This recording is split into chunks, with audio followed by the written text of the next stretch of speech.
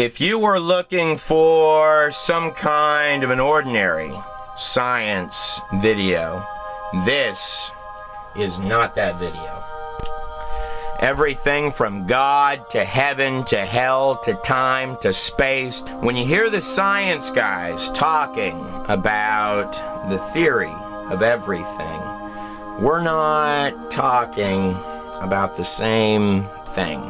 To dimensions and all that which lies between, from the cells to the stars to the quantum particles, making up the whole. Oh yes, we're going a lot deeper on this one. From angels to fallen angels to demons to devils to even the claimed dragons of ages past, to mankind's origin itself. Buckle your seatbelts. Welcome to the theory of everything.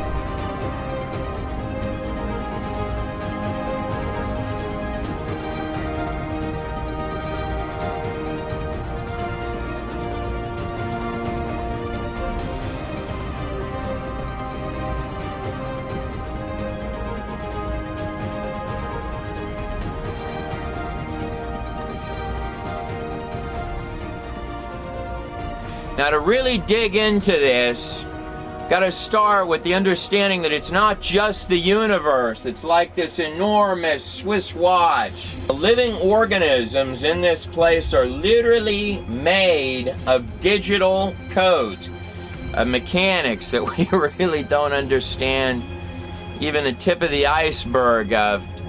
These are actual zip files, DNA strands, that basically open like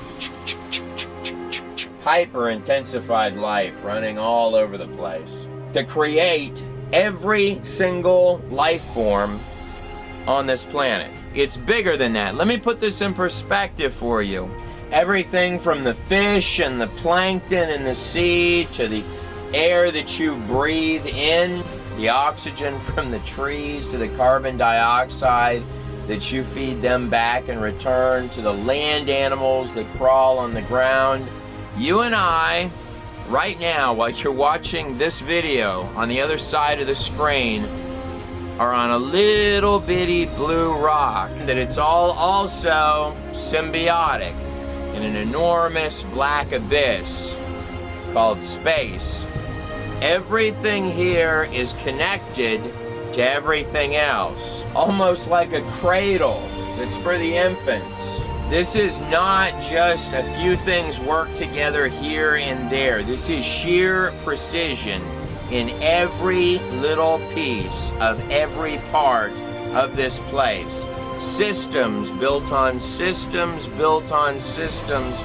Genesis means the point of origin, the beginning, the inception, where what was not becomes what is.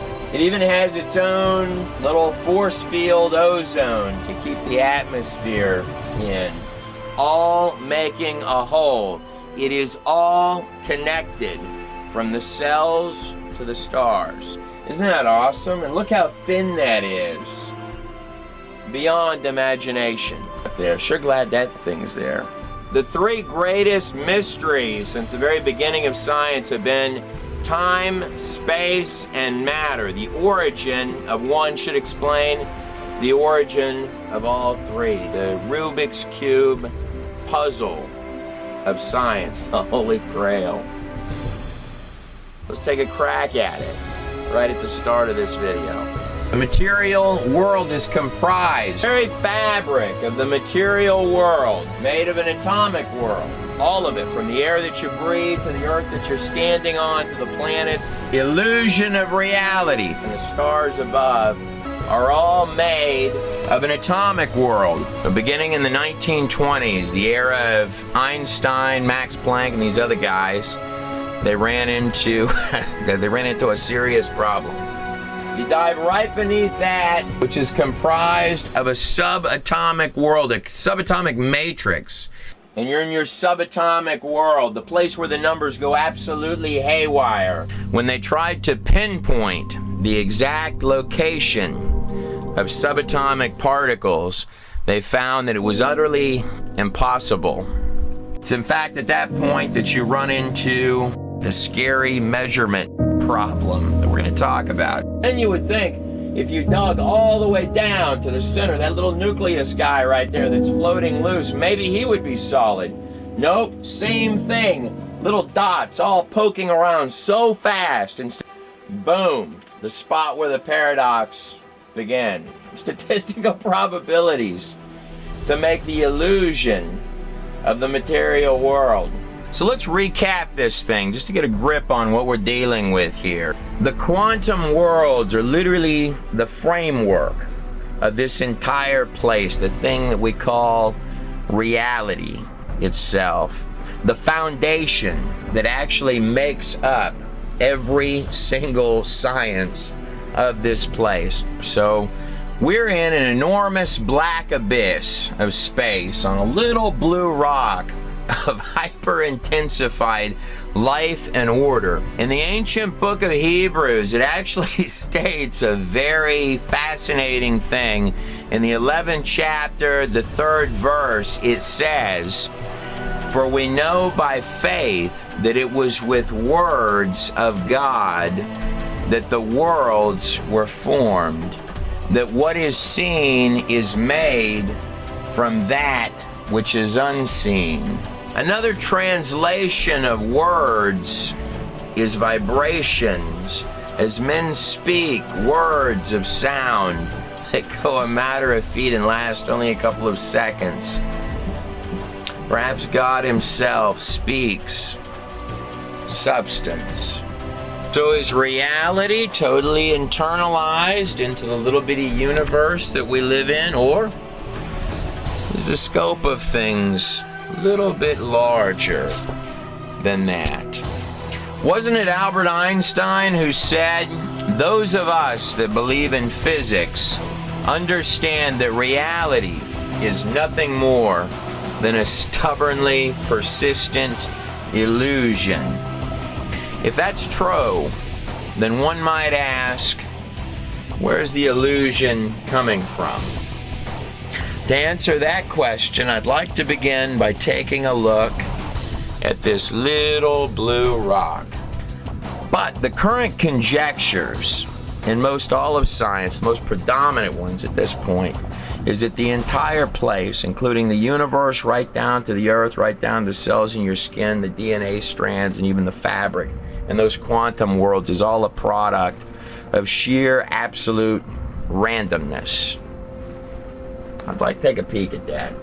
So if you and I are the amazingly intelligent fish within an enormous fish bowl, I guess my first couple of questions would be, how did the fish bowl get there, and how did we get inside of it?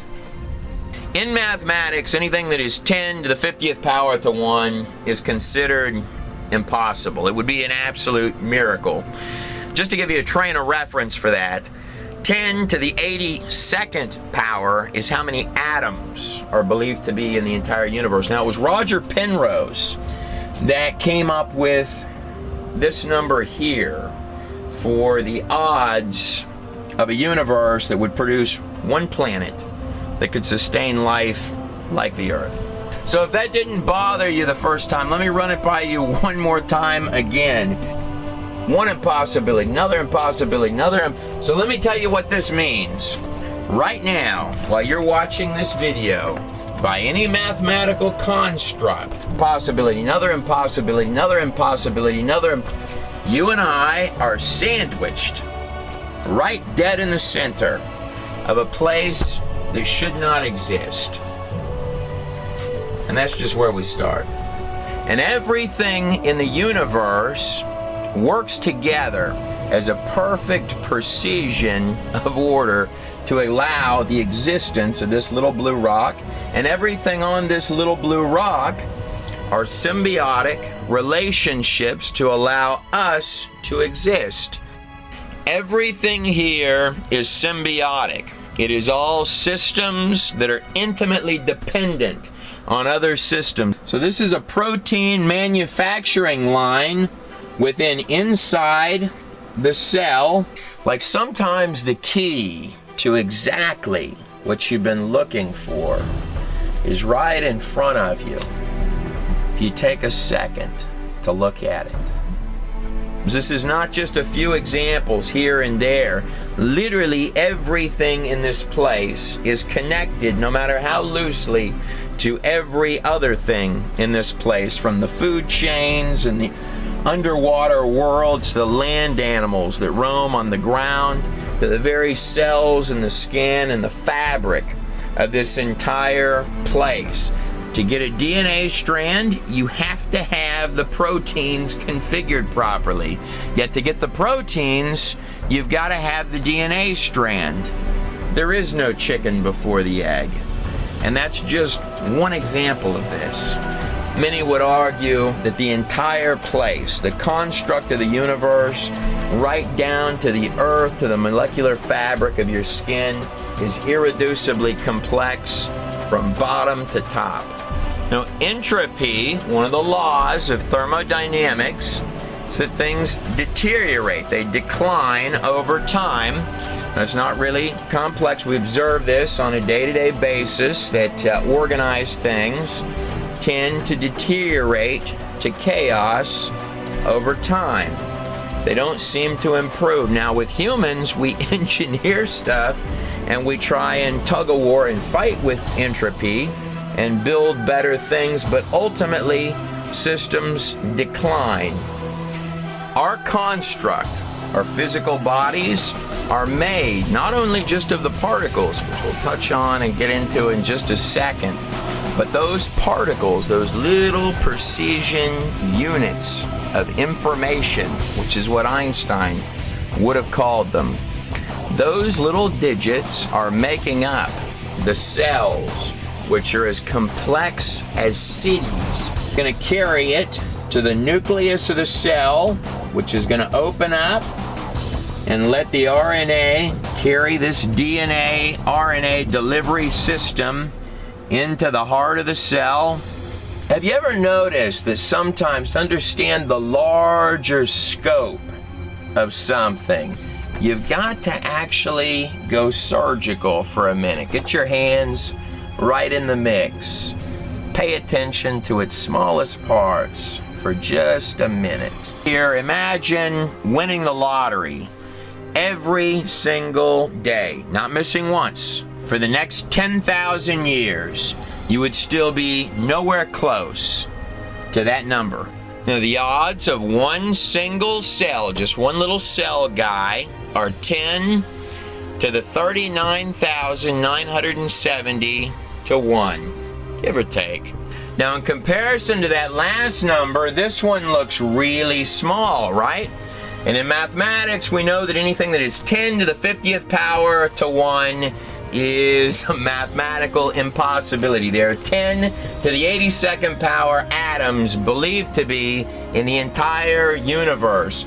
So how many times does this number fit into that number above? The answer is this: trillions of trillions of trillions of trillions. And this number could keep on going for a long, long ways, times the number of atoms in the universe to 1, against there being one single cell in this place.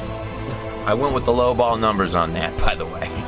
Now, the inside of a cell is a living, breathing, high-performance, no-nonsense, no-joke factory. So here's my DNA strand inside the heart of the cell, and these little machine guys come through here in a process called transcription. These things are the size of cities. In fact, the inner world of this cell is larger in its inner world than New York City, with all of its little parts doing very specific precision jobs. And then this next set of machines come through and they're writing in, they're actually doing copying, which, of course, like any factory, it all fits together like a perfect glove. It doesn't have spare factory parts in there. Every little piece is serving a precision role to every other part. within the inside of that cell, which would mean, of course, that at its inception, it has to start as a complete piece, otherwise it wouldn't exist at all. In fact, if you took every piece of technology that we have ever made, packed it into a space so small that you could barely see it with our largest microscopes, you would still be light years away from the technology employed in a single cell of this place. And that single cell guy, he's dependent on other things that are beating the exact same odds, or actually larger odds as well. See? He's dependent on things, and those things are dependent on things. Single cell is not just dependent on all of its internal parts, but it's dependent on the external world as well. Other things beating these same type of numbers as if simultaneously, so that all of the parts can function. Accident after accident after accident after accident, and those things are dependent on things, and those things dependent on things, and those things of things, until you realize that all of it is dependent on all of it, beating odds just like these for them to exist at all. Let me put this in perspective for you. Imagine you are that single cell, and you have just beat absolute mathematical insanity, and here you come into existence, but immediately you die because all of the other stuff that you're dependent on, it's not in place. Almost like the accidents were, I don't know, coordinated. Every living biological organism on this planet is constructed of little bitty factories. These precision factories are all doing sophisticated operations within the entirety of the cell. Each of those factories has tons and tons of parts that are all working together, doing these little precision jobs, but they're not doing these jobs on their own. These factories need sets of instructions. They need software. All of the parts of the cell are not randomly doing jobs. They're doing it based on digital coding, which is giving instructions to all of the machines. So the machines not only have to be designed to work with the software, but the software has to be designed to give instructions to the machines. So when you hear the scientists marveling, saying, how can this happen on its own? Why are the numbers this bad? The mathematical miracles happening all over the place. That's why the numbers are that bad. At some point on the timeline, order does have to occur because we're here, right? Then it's about to get more intense because the digital coding in your cellular factories is about to have to coordinate and come together. That gets you one single cell and all of the factory parts that are moving inside that cell, and the little digital DNA software running the cell guy on top of the earth that shouldn't be there, in the universe that came out of nowhere. But this right here is the point where the accidents have to go sheer precision. That's a human heart right there, surgical. These accidents have got to be shoved violently into hyperdrive. Millions and millions and millions and millions. That is a very sophisticated piece of machinery. You do not want the digital instructions that are all coming together to create that guy. You cannot have trial and error. A little bit off this way, a little bit off that way would be a bad, bad thing. Have got to come together and coordinate of digital code, all funneled into a pure live feed. Now all of the digital mastery has got to come together as one complete creating everything from the bones being written in to the muscles to the ear, is where the rabbit hole goes really deep. The part where you need the master file.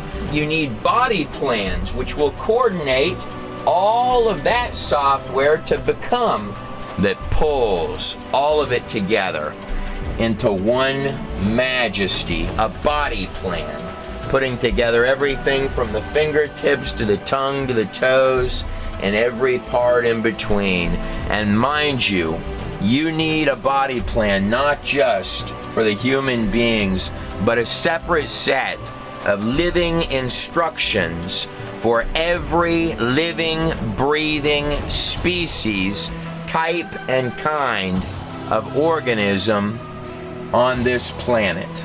And this digital code has got to be a lot more complex than any of our stuff.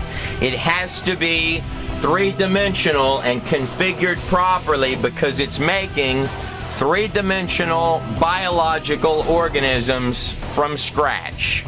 Not only are there no spare parts, not just on human beings, but on any other species of creature on Earth. They're all a precision completeness. But more than that, unlike machines that we make, like computers and things of that type, it can do redundant error correction to make sure that this comes out right. And unlike clunky machines made by man, it can self-heal, like cranes and such, that with time the part will wear out. In the construct of the human condition, the muscles are actually designed to strengthen with use. A literal mastery of biological hardware. But it's not complete until, boom, you got your consciousness. Never forget the cherry on top, right on top of all of it. Sort of like being plugged into Wi-Fi, huh? The real you, and neurons and little connections coming down the spinal cord. Almost like there's something larger going on here than mortgage payments and car notes. Look, here's the paradox. Let me lay it out for you. You can see the hyper-intensified order all inside, every little detail of the place, but you cannot see the source from which that order comes, even if it's dimensionally layered right on top of it. We'll get to that. The very spot within the life sciences where the matrix of all the little bitty fabric of machines and cells and parts that have come together to make the beautiful construction of these biological machines within the matrix of this place gets smack dab hit with the neurosciences. There is no point within those two sciences alone where you're going to run into the metaphysical, the dimensional, and the spiritual faster than that point to give all of these precise directions to the parts right at the moments that you think about them. Be some kind of a point of translation. There's got to be a little bit more going on in there than just little electrical connections. In both the Greek and Hebrew texts, it refers to the human body as a temple that are zipping this way and that, not in any random fashion, mind you. The ghost in the machine, the actual intangible conscious being that makes up what you call you, operating through a physical apparatus of the human body. The intangible controlling the tangible, the very spot where some might argue two dimensions meet. Right here in Genesis 1:27, it does say that God created man in his own image. It's a bold statement. And 97% of your entire body is all self-functioning, from the organs to the cells to every single part of your biological machinery, but you're calling the top shots, experiencing the natural world through 5 senses. This is not a trite piece of business. Every second you are taking hold and driving the whole machine by the reins. It's everything from moving the arms to where you're going to walk to your favorite flavor of ice cream. How does something as material as the matter of the mind ever give rise to something as intangible as an experience, an idea, or the live stream continuum of thought, which you call you, is not little bitty. In fact, the neurosciences, which, if you were intellectually honest about it, actually began in ancient Egypt and continue to this day.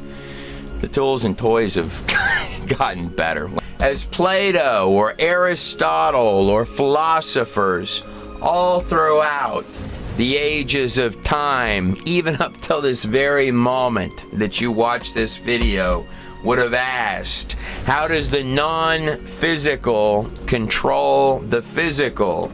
But the paradox is real.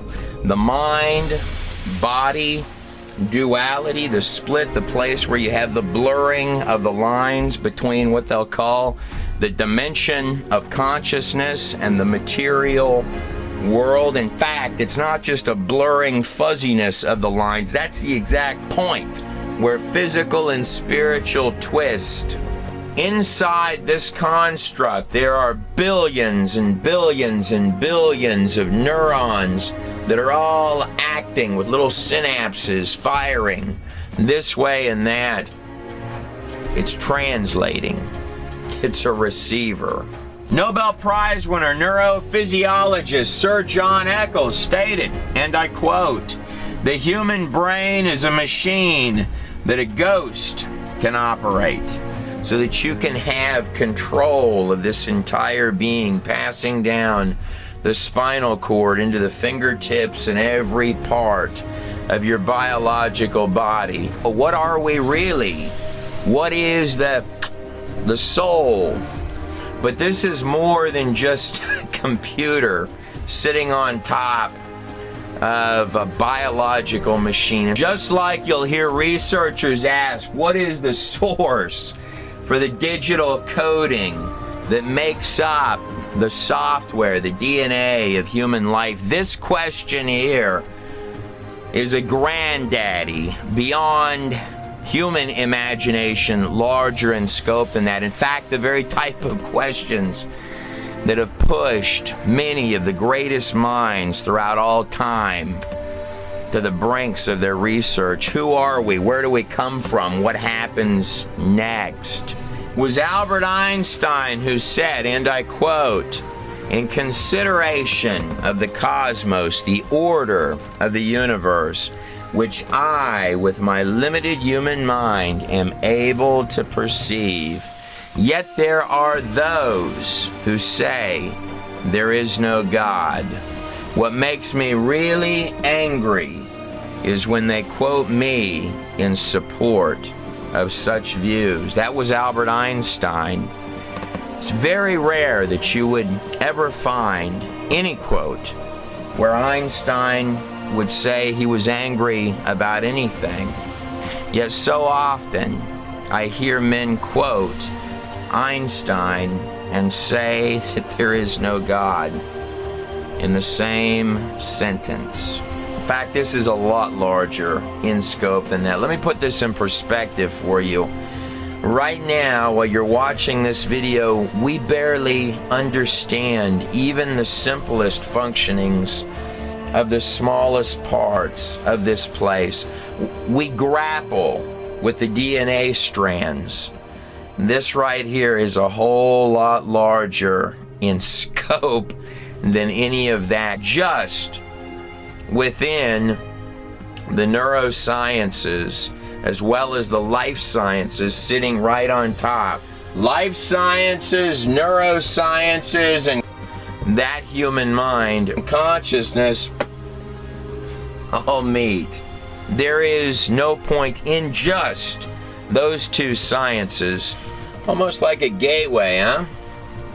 We haven't even made it to the quantum physics and the fabric of this place yet. You've probably heard it said that the eyes are the windows to the soul, a statement whose origin is actually derived from Matthew 6:22. But the truth is, the illusion is a lot deeper in scope than that. Because it's not actually the eyes that see anything at all. The most advanced camera in the world, literally plugged in and tuned to the frequency of the material world. They're collecting the waves of light, which at their base are little quantified digital units, packets of light that enter through the eye. Solidness is an illusion. And when you're looking at something, you're actually seeing every color it's not. You're seeing the color that it rejects. But it's not just about the color of something. If you were to really look at reality the way that it is, it's comprised of zipping little digits, quantized units, 99.9%. empty space. Was Nobel Prize winner Niels Bohr, who, mind you, gave us an actual model of the atom, who stated, and I quote, "Those who are not shocked by quantum mechanics have not yet understood it, the fabric of this place, the little data points making up the material world." But it's sufficient at this point to simply understand that what you're looking at is data coming in through the eye, going down the optic nerve, translating into images, and then hits your consciousness, the intangible part of you, plugged in right now, real time, live stream all the time, which is calling the shots on the whole show. This very much implies that the real you is much more than the software, the hardware, or the biological machine. It does seem like there's a little bit more going on here than what meets the eye. Let me ask you this. If your consciousness is separate from your physical body, and your physical body dies, then that would have to mean that you still exist, right? Let that one sink in a minute. Now, in the Greek text of Romans 12:2, it says something fascinating. It says, "Be not conformed to this world, but be ye transformed by the renewing of your mind." Now, when I think about transformed, I sort of think about a caterpillar in this cocoon state. Now, mind you, when the caterpillar goes into that cocoon, it becomes literally a black goo. It loses all body form inside that cocoon, completely changes. How could the caterpillar ever imagine becoming what it was literally born to become? Sometimes I'll hear physicists say that the universe is really large. And my first thought is, compared to what? And we don't know how it does it. How could a body form literally change into something else? Something that beautiful. But yet, it does it. As if it's built right in to the program itself. Imagine for a moment that you were a sperm cell, just a little bitty cell, and here you are and you're headed towards the egg. And imagine that you're conscious, and there is no way you could possibly ever imagine what it was that you were born to become. How could it possibly know that it was about to go from its little bitty tiny world to one beyond imagination? Now, as that sperm cell, you could easily look at other sperm cells that have gone over into a corner or someplace where they've sort of gathered over here or over here. You could easily get scared or sidetracked. It's a big place. Or you can come into perfect alignment with what you're designed to become. Line straight up, keeping your eyes on the prize of that egg, going straight forward, and by that mechanism, become a victor born to emerge. By the way, even despite the larger scope, which we're going to look at, that does mean that you were a winner at the very start of this thing. No matter how you cut it, that right there is God's greatest gift of a birthday present. You don't get to pick it from the start, but you do get to decide what you're going to do with it and what voices you're going to listen to. The gatekeeper against, shall we say, any little pushy things. But before we can go larger in scope and look at the full scale of what we're dealing with, I'd like to take a peek at evolution, which states that all of this that we've just discussed came out of sheer randomness. This is important because these are two entirely different paths. With one, the evolution, we just keep getting lucky, lotto win after lotto win, but bottom line, random accidents keep mysteriously hitting lotto wins, and it's all internalized. What you see is what you get. And science and the disconnect possibly between the two of them. Or it's larger in scope, and precision information has a source. The definition of science actually is the study of the material and physical world and universe based on observation, experimentation, and investigation. So let's investigate it. So, right from the beginning of this thing, we're going to give evolution some really, really big head starts, beginning with the universe itself.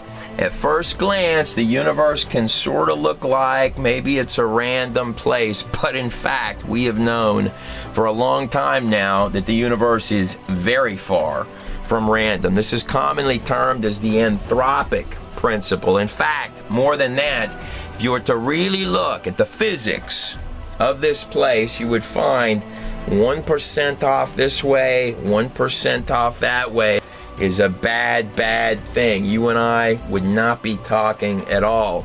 Anthropic means that it has to be exactly the way that it is for us to exist. More than that, when it comes to, say, the cosmological constant, you wouldn't even find an atheist physicist who would tell you that they believed that one was accidental. The fine-tuning of the universe is not a little bitty issue. But nonetheless, we're going to start with the whole package. Evolution gets the universe, the whole construct and shebang with all of its precision from the beginning for free. And within the inside of that universe, we're throwing in the Earth as well. Don't worry about that big number there and all of those impossibilities. We're tossing it into the package for free for evolution as well. Evolution does also appear to defy entropy, the second law of thermodynamics, that things decline over time. We see species go extinct. We don't have one recorded example of a new species ever becoming, but we do have plenty of examples of species going away. The dinosaurs would be an example of that.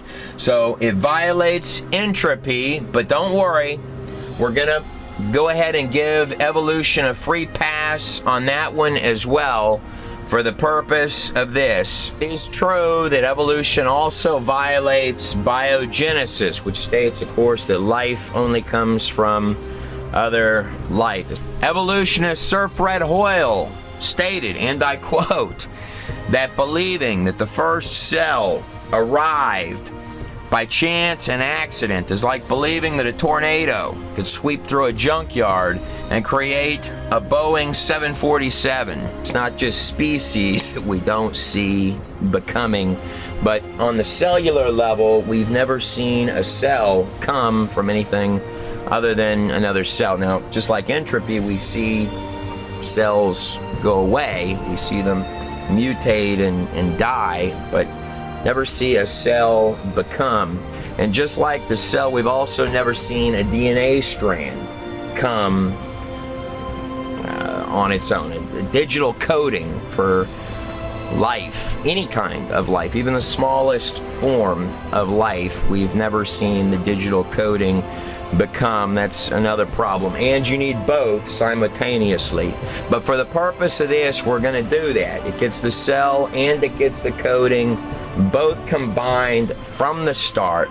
So I need the digital coding for life to happen from inorganic materials somehow, whether it be as sort of a volcano did it, or others propose lightning struck and produced the digital coding, or if you want to view that things were shaking around in sort of a cosmic soup, by some mechanism, I need actual sophisticated code that is tens and tens and tens of thousands of times more advanced than this laptop and the entire computer setup combined in every single strand. It can't have any junk code in there. It's got to be tit for tat on every line, because the digital software is making up the living instructions, click by click by click, line by line, for life itself. But even though the three-dimensional digital coding for just one single strand of DNA is really incredibly complex for us, that's just where it begins to get tough, because now I've got to have trillions and trillions of strands of digital software come together like a perfect glove, coordinating in each precision piece to create little bitty fingers and little arms and little legs and little bitty toes. Then I need different kinds of software to all come together for every type of tissue, for the nervous system, for all of the functionality, including the human mind itself, every organ, every cell, every system, all built and comprised and pulled together from digital software, including all of the billions of neurons that make up the brain. And then, as the final touch, you need the miracle of miracles itself, consciousness. And it does sort of seem like an awful lot of very mysterious accidents. Was Dr. Chuck Missler, a man who received congressional appointment to the U.S. Naval Academy, was a former branch chief for the Department of Guided Missiles, serving on the board of directors of a dozen companies, CEO of 6 of them, helping the Ford Motor Company, where he established the world's first international industrial computer network, and of course becoming one of the largest, at one point, shareholders for Western Digital, who stated, and I quote, "It is only when one becomes truly knowledgeable of science itself that one becomes extremely comfortable with the book of Genesis. But don't worry about biogenesis for the purpose of this test of evolution. Not only are we kicking entropy out of the mix, but we're kicking biogenesis out of the mix as well. Not only that, but I'm going to give evolution all of the digital coding that it needs from the start. I'm not going to require it to have lightning bolts or cosmic soups. I'm going to give it to it for free from the start. We're also going to need our symbiotic relationships as well. Everything here, most especially the biological living life forms on this planet, are dependent on all sorts of systems. But there went up a mist from the whole earth and watered the face of the ground. If we were intellectually honest about it, the symbiotic relationships that we would need, particularly for the biological stuff in a single cell to exist in this place, would be trillions and trillions and trillions and trillions of things when we really began to poke through and see how many things was actually dependent on. And to be intellectually more honest about it, would probably turn out to be the entirety of all of the systems on the earth itself, or a significant portion of those systems. But just to keep this simple for this test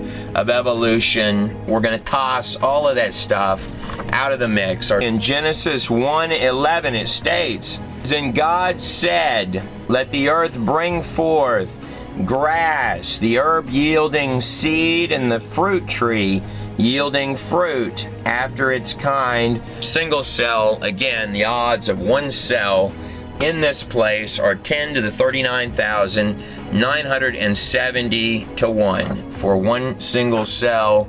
Of course, anything over 10 to the 50th power in mathematics is considered absolutely absurd. They're believed to be 10 to the 82nd power atoms in the entirety of the universe. But for the purpose of this, we're going to have to, at bare minimum, give our test the symbiotic relationship of at least the plants. "And tree yielding fruit, whose seed was already in itself after his kind also.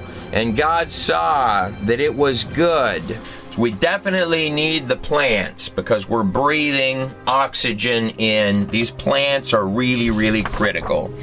Now, we need many, many things that are beating those same odds coming into existence simultaneously, like these guys here. And if we were to actually take a deep look into the plants, you're going to find that the systems for the plants that are running the seeds are symbiotic systems as well. You don't get the plant without the seed.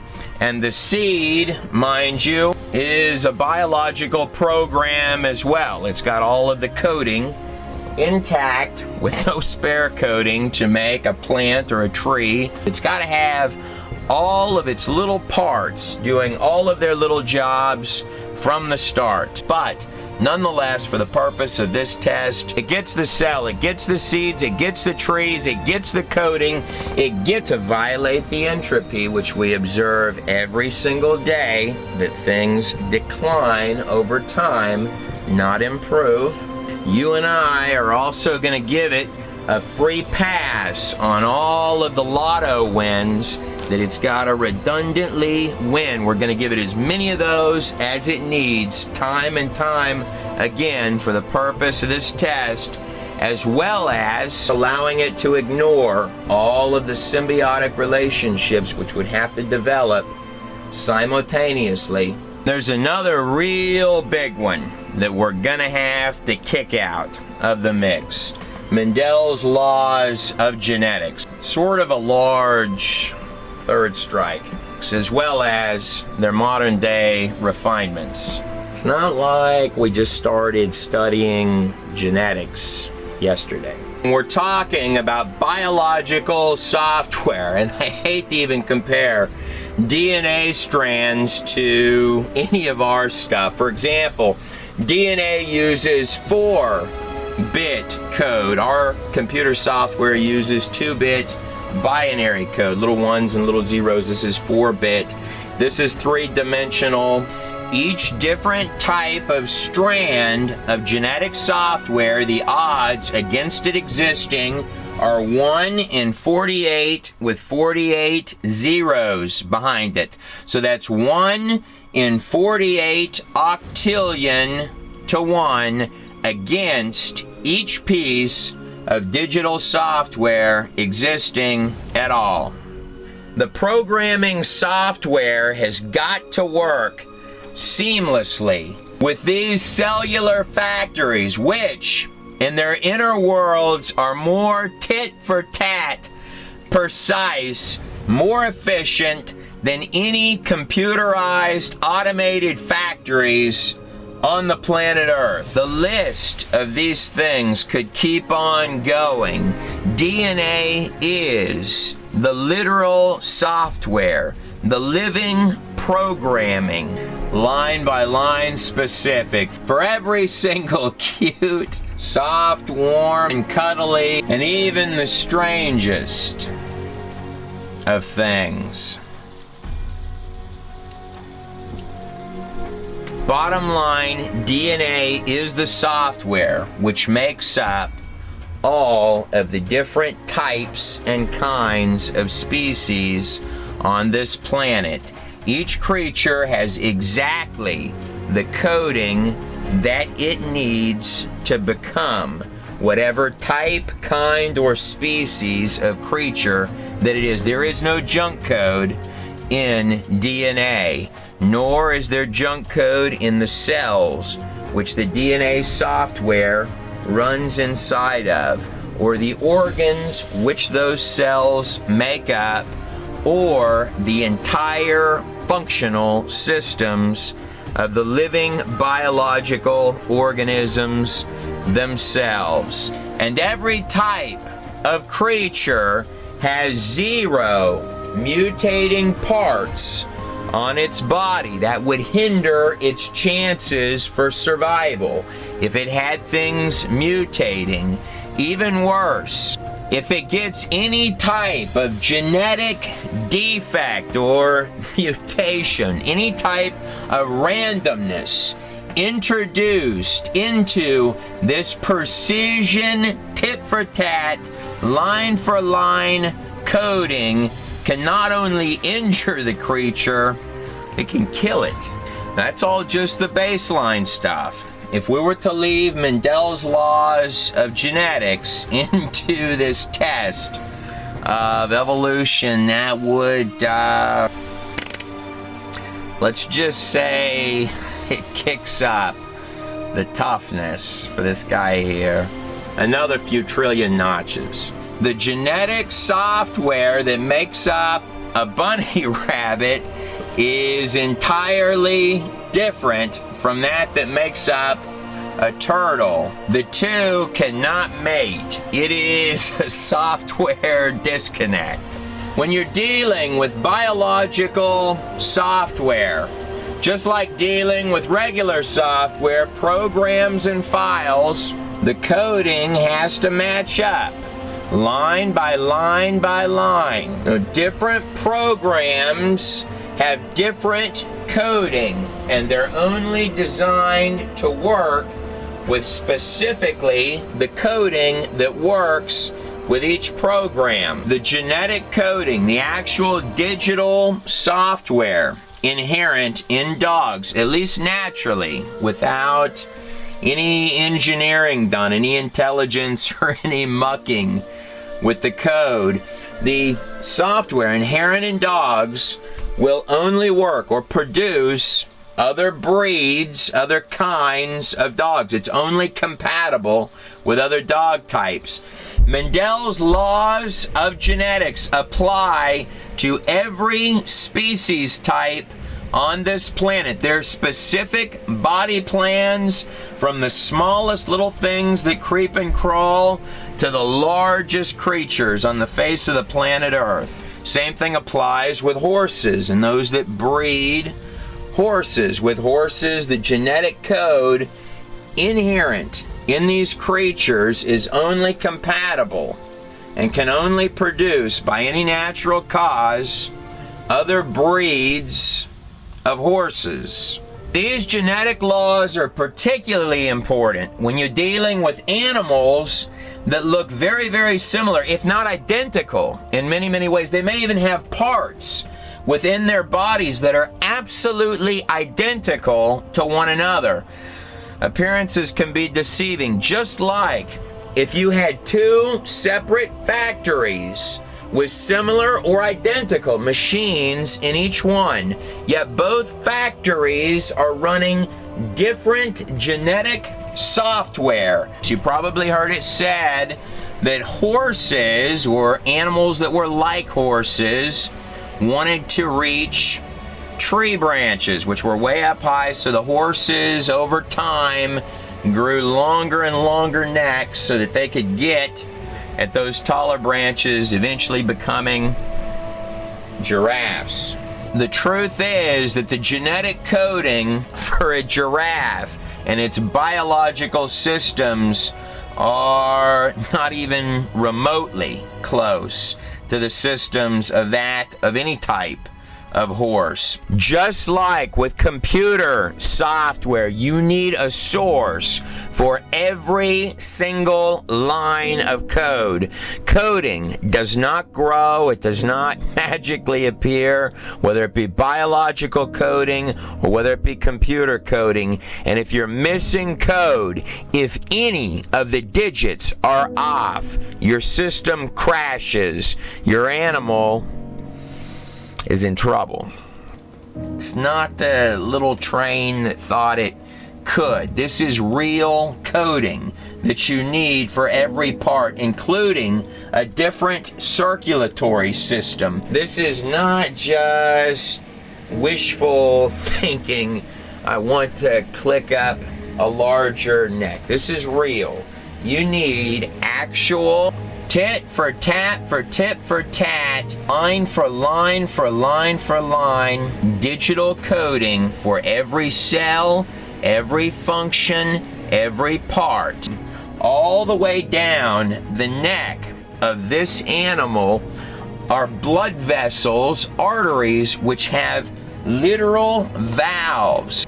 This is going to take more walls of digital coding that will shut off and keep blood so that when it goes down for a drink of water, it will not pass out, which would most definitely injure its chances of survival if it's trying to run or get away, or it passes out and drowns in the pool of water, or if the animal simply passes out every time it goes down for a drink. It's also got special sponge-like material on its mind to capture blood in. Those take more software so that when its neck goes up and down, that it will not again pass out and go unconscious. And to run these extra apparatus of the long neck, it needs a 2.5 foot long heart, give or take. Entirely different heart,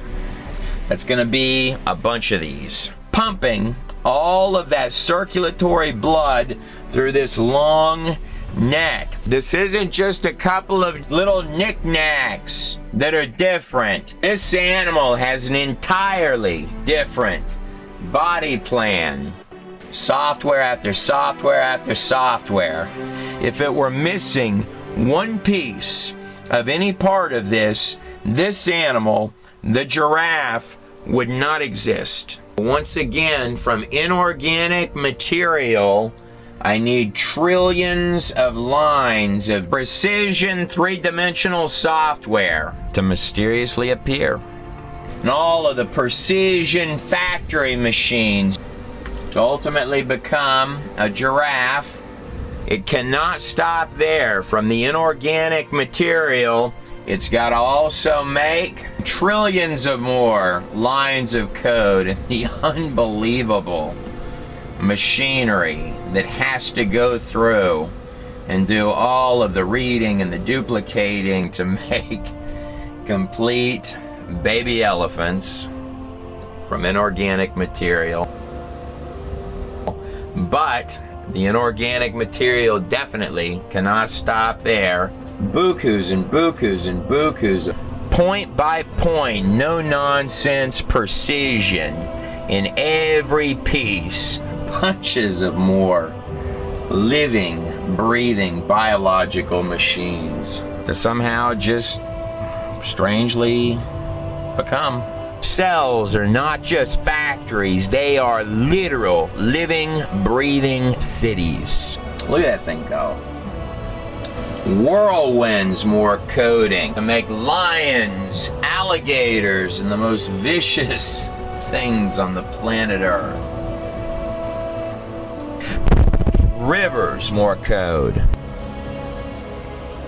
for more inorganic material to make even the cutest of things on this planet, as well as every single living, breathing creature on the face of the planet Earth. It's a lot of lightning bolts. In the construct of this place, the matrix of the material world, this thing that we call reality, the entirety of little particles which make up the universe, everything here is a causality, a cause and an effect. This becomes particularly important in science when you can see the effect of something, but you cannot see the larger scale of what caused it. You know, it's also true that a created thing can never understand the scope of what created it. At the inception of the book of Genesis, it starts with a fascinating statement. It says, "In the beginning, the God of gods, Yahweh, created everything."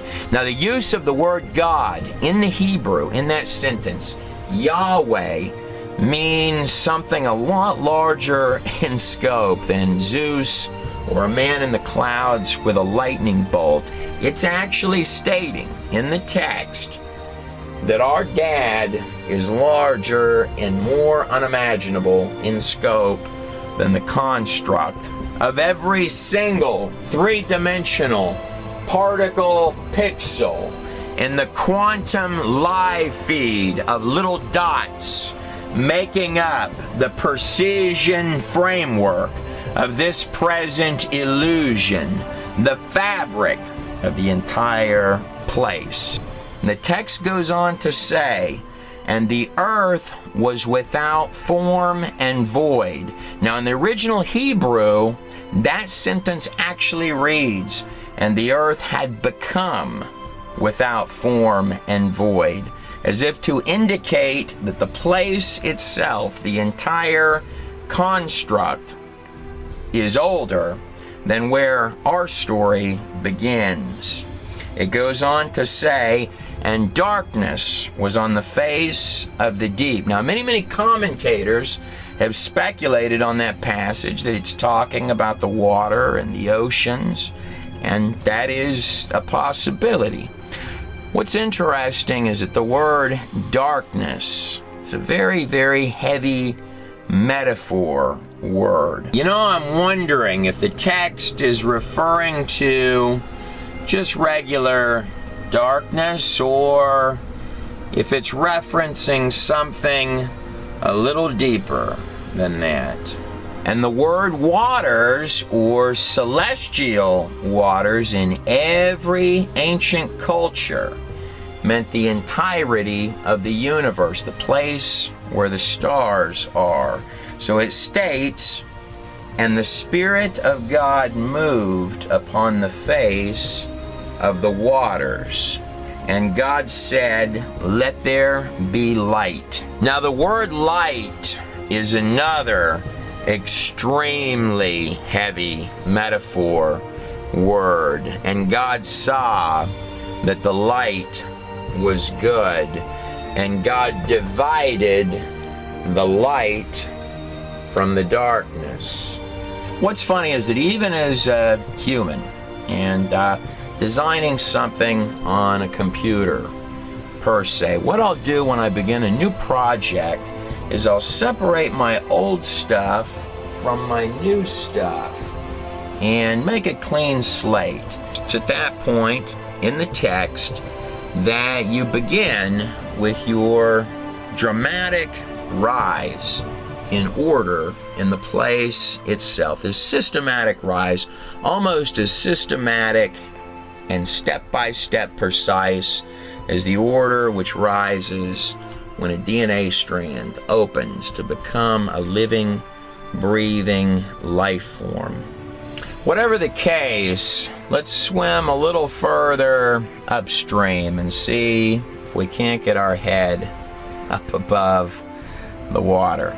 It is true that inorganic material, no matter how much you shake it or cosmic soup it, does not generally start spitting out digital coding. Even dealing with the smallest little microbes on the face of the planet Earth, like this little virus of E. coli that I've got going on the screen right here. The software has got to be a pre-programmed match on every line, just like in a computer program. And they can only interbreed within their kind, like viruses do lateral gene transfers. This is dogs and other animals can only mate within or share genes within their specific track of animals. Turtles with turtles, bunny rabbits with bunny rabbits. Bottom line, whether you're dealing with the littlest bug, the largest buffalo, or the pristine pentacle of human life itself, you are gonna need the source code. Tuck the fact that I brought up viruses into the back of your mind. Little bitty guys that like to come into a cell like a little bitty missile and convince the host that their voice is the one that the cell should be listening to it before they crawl in there and create a tumor or a cancer and add their code to the mix. Just like what happens on computer software when a virus wiggles its way in. Perhaps also when arriving at the dimensional scope of things, you not only have larger scale issues, but perhaps as well there are little buggers and unfriendlies in dimensional structures as well. Oh, one more little bitty detail before I forget. The amalgamation of 66 ancient documents that we call the Holy Bible is redundant to express one single message over and over and over and over again, that the scope of what's going on here is larger than the planets or the stars or the molecular fabric of the skin or even the quantum particles that make up the matrix of the whole place. That what the Creator of the heavens and the earth is interested in has nothing to do with the software, the hardware, or the biological bag of parts that we call a human body, or the roller coaster ride of minutes that we define as a human life. But the scope, the precious treasure, the gem amongst the darkness that he is seeking out and looking for. He's interested in the real deal, the point that's calling all the shots for the whole puppet show of precision parts. He's interested in the real you. But according to those ancient pages, it doesn't matter whether you feel like you got served up one coin at the start of this life or 10, where you came from or what place on the planet Earth you may have been born. In truth, the particles that make up the human construct are no different than those that make up the bunny rabbit, the turtle, or the ground beneath your feet. But the scope of the differences in the human conscious condition are larger than the light-year separator between the intellectual capacities between us and any other living, breathing creature on the face of the planet Earth. But according to those pages, we are born above things that even these primitive eyes that see like cameras are blind to. What I'm saying is this: appearances can be deceiving.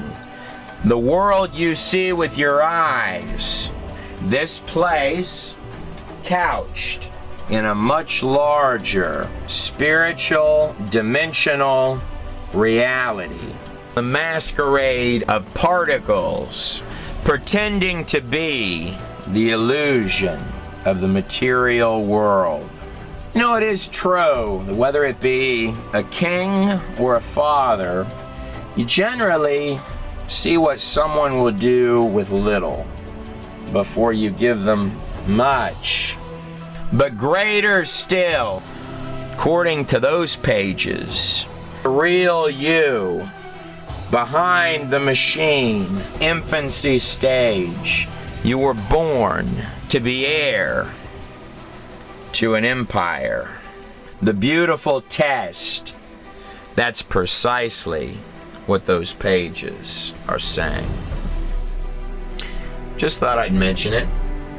But before we start looking at a larger scope or a smaller scope, in this test of evolution, we're going to have to kick Mendel's laws of genetics out of the queue. They conflict with evolution. Now, Mendel was a contemporary of Charles Darwin. Both men lived and worked in roughly the same time period. Mendel's laws of genetics would go on to be, well, the practical day-to-day observable sciences that are used even this very hour that you're watching this video. They're dependent on sciences because they're observable. We can watch them day after day after day after day after day. Whereas Charles Darwin's theory of evolution would go on to violate lengthy lists of other sciences. For example, in Darwin's day, it was believed that life could spontaneously generate by many, many folks.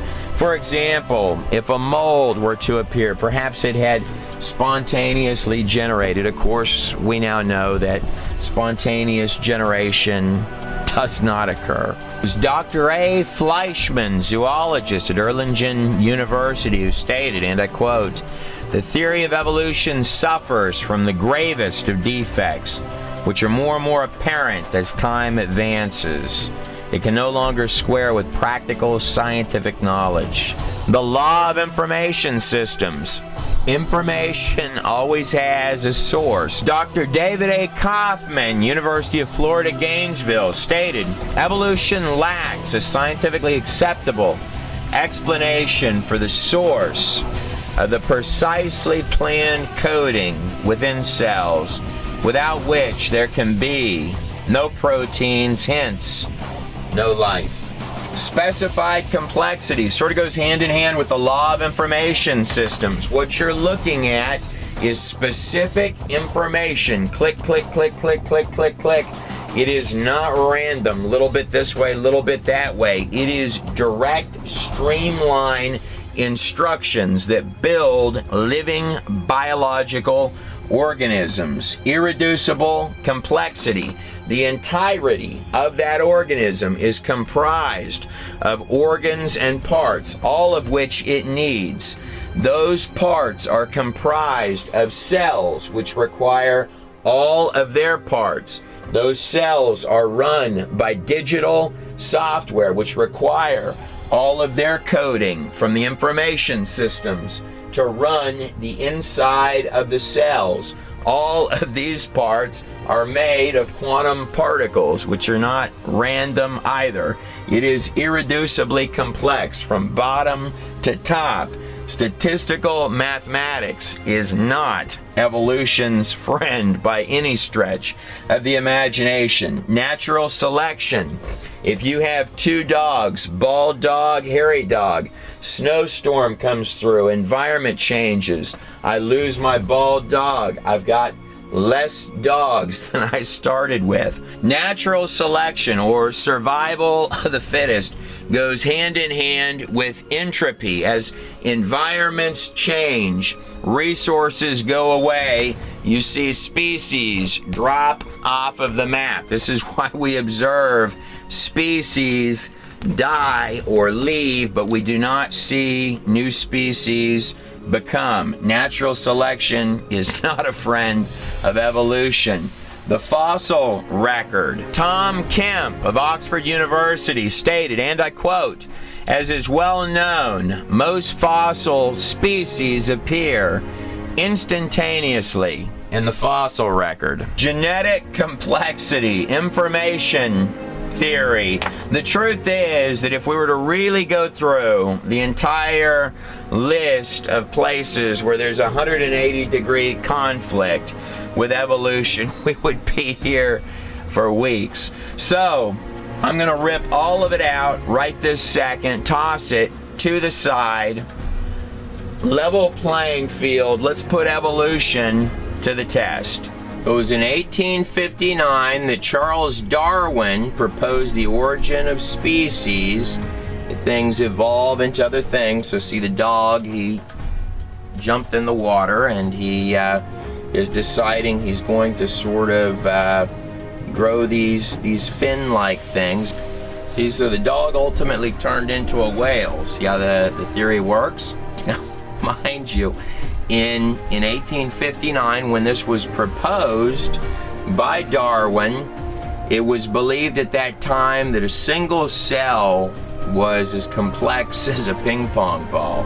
And God created great whales and every living creature that moves, which the waters brought forth abundantly after their kinds. So here's one of the proposed charts or ascent transition lines for evolution, and you can see the drawing here is indicating that the fish is growing arms, which are going to form a different head and become a tail, and now it's getting fingers down here. The problems with this are intrinsic, beginning with, of course, the digital programming code of DNA is just like software coding for a program.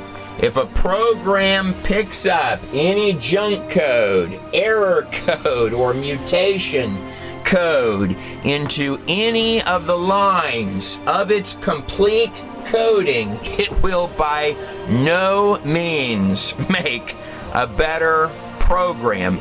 Even a single human finger is beyond imagination in precision programming scope, but the problems are larger than even the genetics.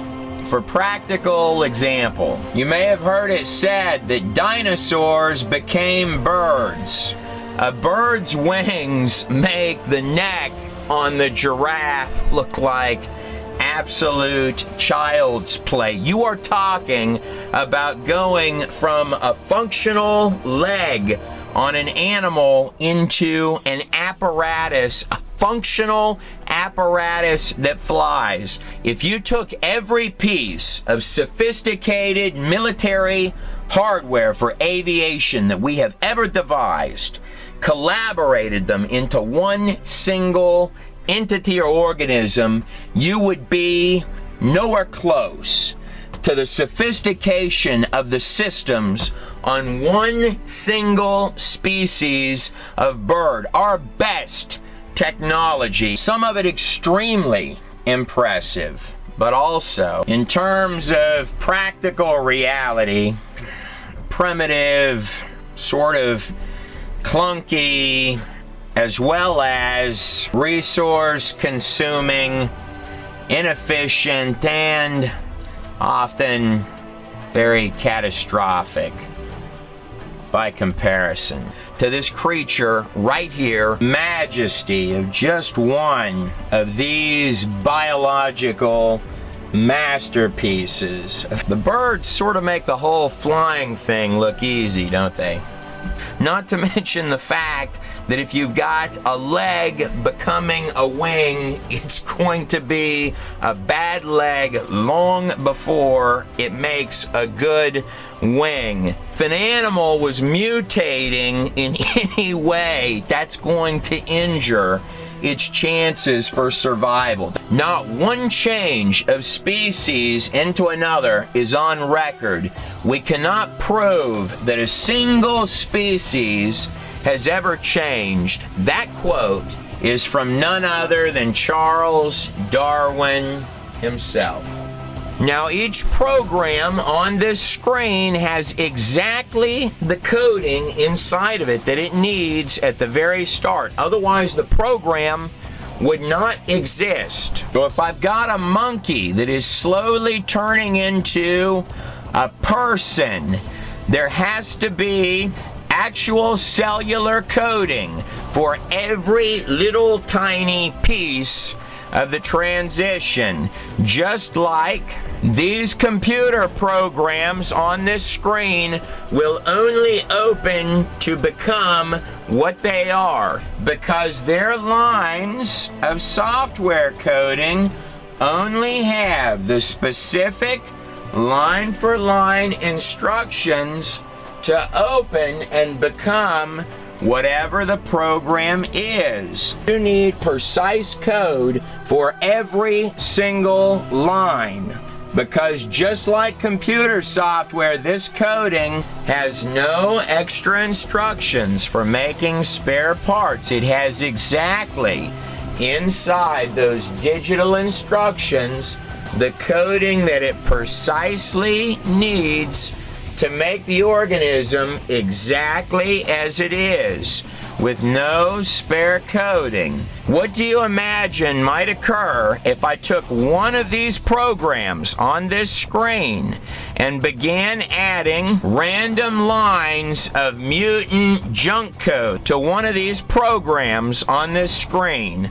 Would it increase and make the program evolve to become a better program? Or, option B, do you think that adding random code, junk code, and mutation code to precision genetic software might not ever get a dog to change body plans and all of its genetic coding and become a whale? So what do you think? If we were to add junk code to one of these pieces of software, one of these programs, does the program fall apart, or does it become a better program?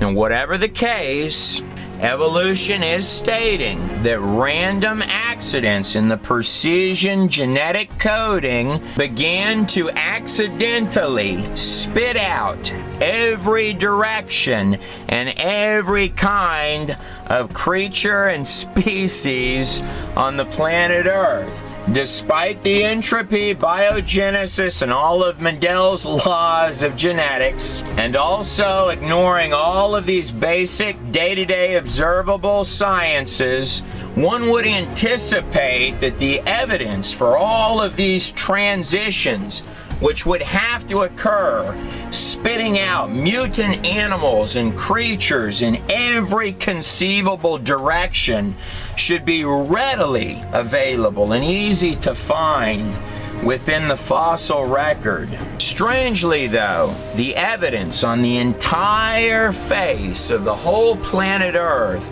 for all of this science-defying activity seem to be primarily confined to this single set of monkey bones. Jeffrey Schwartz, in his book Sudden Origin, stated, and I quote, "Given that evolution, according to Darwin, was in a continual state of motion, it follows logically that the fossil record should be rife with examples of transitional fossils leading from less to more evolved. Yet instead of filling in the gaps in the fossil record with so-called missing links, most paleontologists have found themselves in a situation where there are only gaps in the fossil record, with no evidence of transformational intermediate between documented fossil species." So despite just what Charles Darwin said in his own day, that there is no evidence of species changing from one to another, and the fossil record working to further illustrate that animals stay within their spectrums, not seeming to have fossils that change into one another. And Eldridge stated in his book, The Myths of Human Evolution, and I quote, "The fossil record flatly fails to substantiate the expectation of finely graded changes over time." Despite all of that, the fossil record and all of the sciences, let's go a tad bit deeper. Because one would think if you were going to search for evolution, surely you would find it in the simplest of insects. Now, it is true that since the early 1900s, almost 100 years now, we've been doing fruit fly experiments. Tens of thousands, probably millions of generations of fruit flies at this point have been bred in labs, and they do all sorts of weird stuff to them to try and encourage mutations. They're trying to get them to have a mutation that has a genetic benefit as well as pass it on. Basically, they're trying to prove evolution. At this point, with tens of thousands of these that have occurred, the statement that arrives from the fruit fly experiments is that they appear to be immune to evolution. And they use the fruit flies because they have short lifespans, about 11 days. And on top of that, the flies are really inexpensive. They're cheap. In fact, was it not Morris Colry who said, out of our 400 mutations, there's not one that can be called a new species? Or Norman Macbeth, who quoted, "If 1,000 mutations were combined all into one specimen, we still would not have a new species." So this guy here is a motor protein headed towards the nucleus of the cell on these little bitty highways. Or perhaps you may prefer Francis Hitching, hardcore atheist, mind you, who stated, and I quote, "The fruit flies refuse to become anything other than fruit flies under any circumstances yet devised." He's battery charged by the mitochondria. Or, just for good measure, how about Gordon R. Taylor, who stated, "It's striking that geneticists have been breeding fruit flies for more than 60 years all around the world, flies which produce a new generation every 11 days. Yet they have never seen the emergence of even as much as a new enzyme."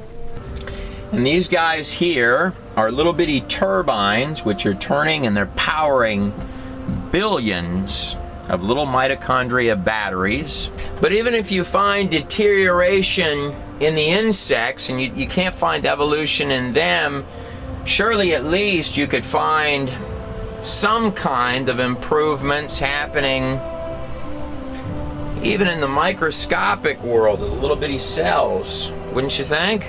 And it's not just the fruit flies that they've been trying this mutation thing on, mind you. Michigan State University evolutionary biologist Richard Linsky and his colleagues have searched for signs of evolution in bacteria, single-celled bacteria now for more than 20 years, tracking more than 40,000 generations. And in the end, right now up until today, every part of the cell is doing a job that functions. Some other part have been, at bare minimum, just lateral most in sheer volume.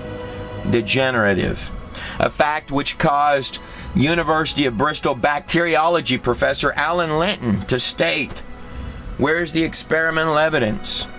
None exists." In the entire history of mankind, more importantly, the history of science itself, on the entire earth, there's not one experimental example to date of a cell mutating one single upward notch of function or new improvement.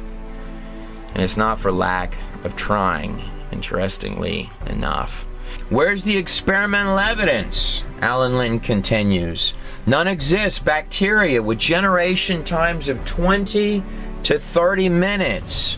But throughout the 150 years of the science of bacteriology, there is no evidence that one species of bacteria has ever changed into another, despite the fact that populations have been exposed to potent chemical and physical mutagens.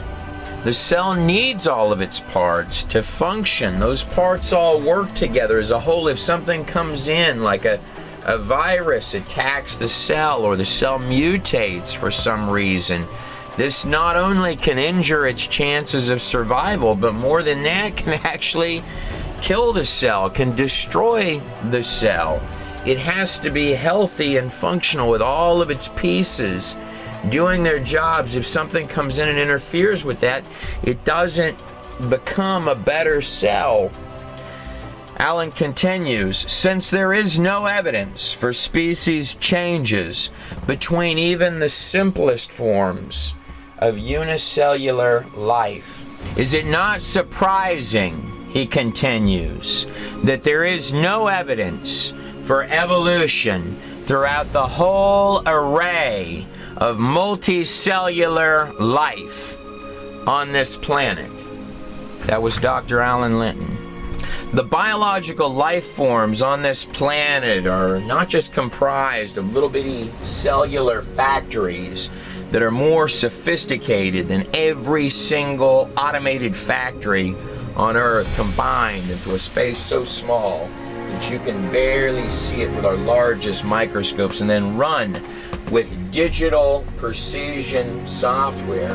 But the inside of those cells are made of little bitty machines all doing things so that you and I can even exist at all.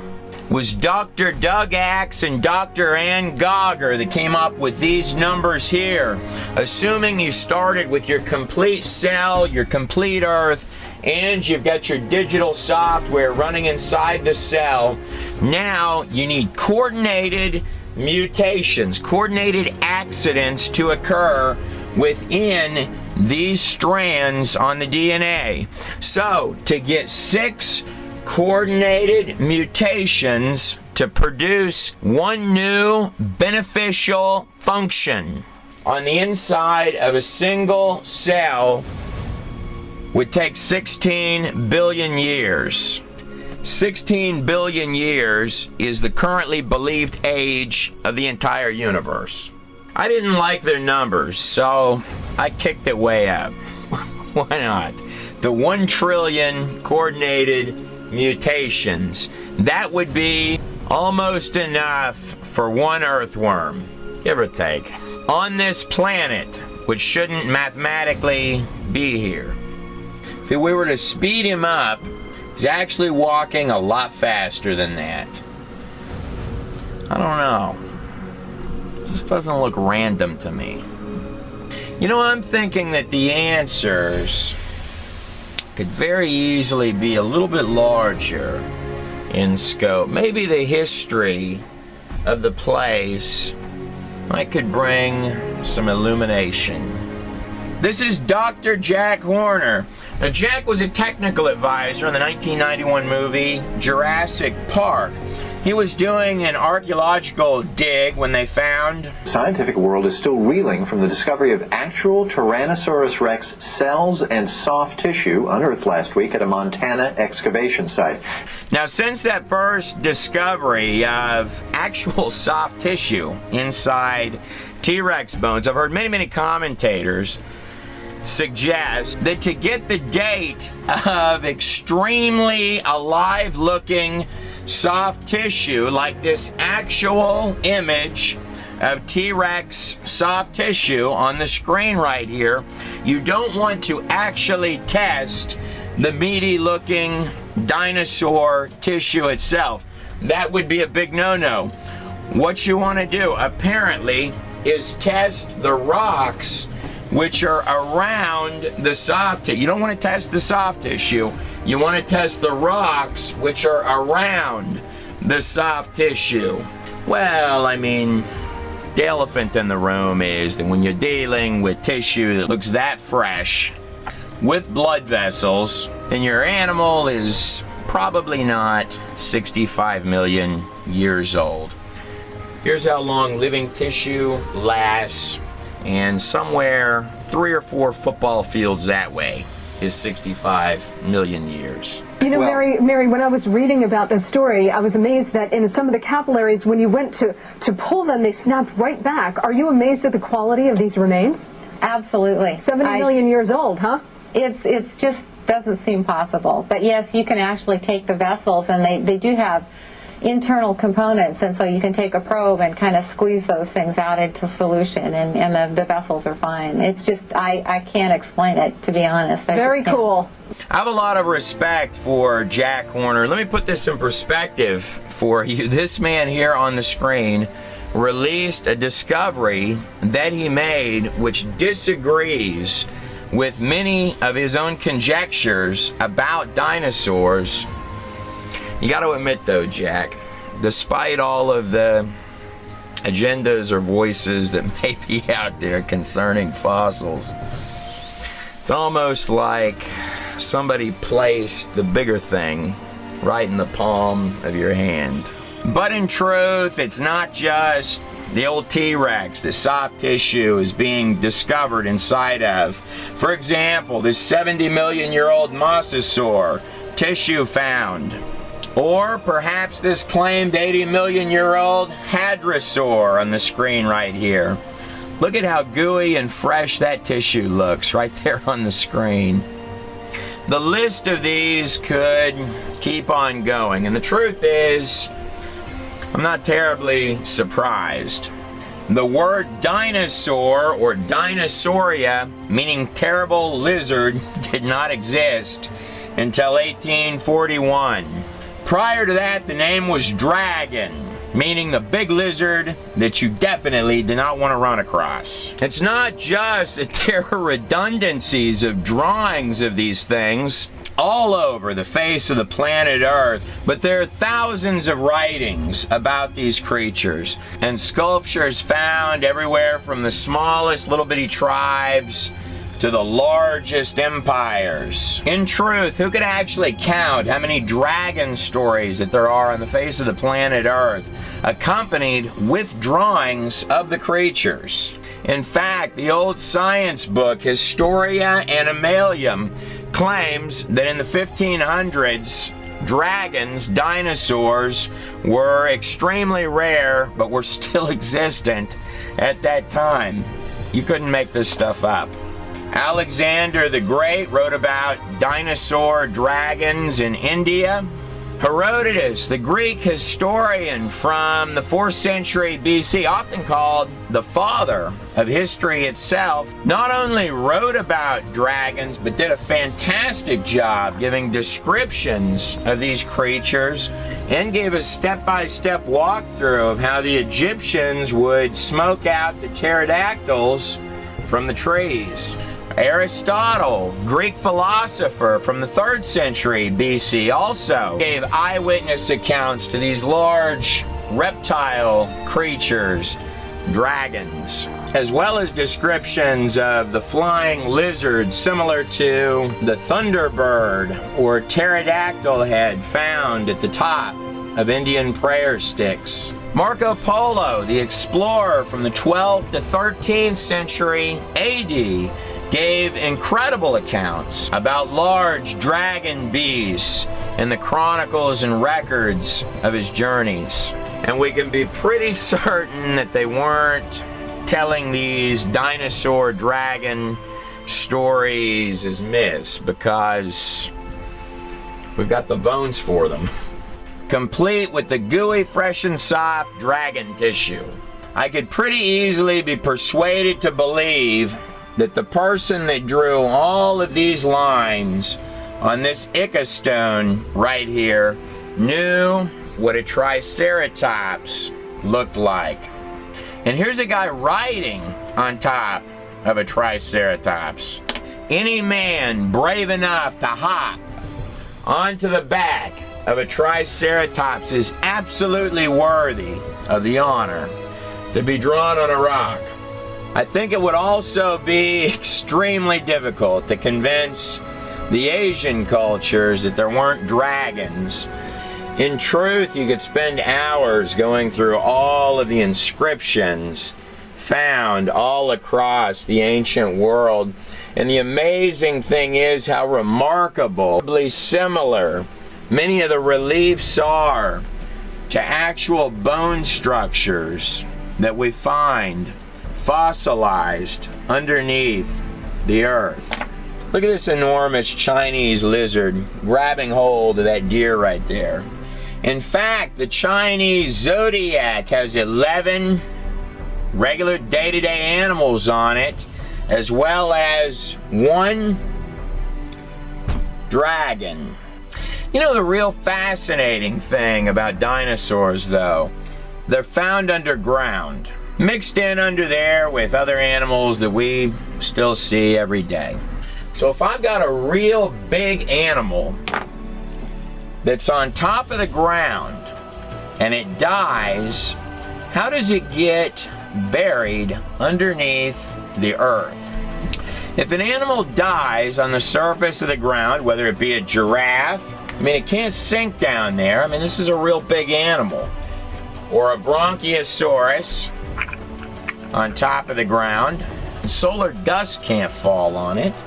How does something this size get down there? These enormous animals are commonly found in mass underground dinosaur graveyards, literal mass burials, as if the creatures were herding and whatever happened all at once, fast and unexpected.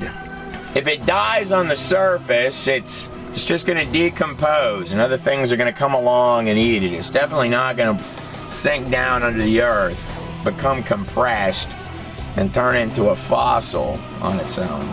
Now, it is true that liquefaction would do that. I mean, it would throw all sorts of stuff underneath the ground, including your fossilized fish, your dinosaurs, and all of these big animals. And it would even divvy up your strata if you had water that was pumping around and loosening up the sediments of the ground, and then you'd get your layers.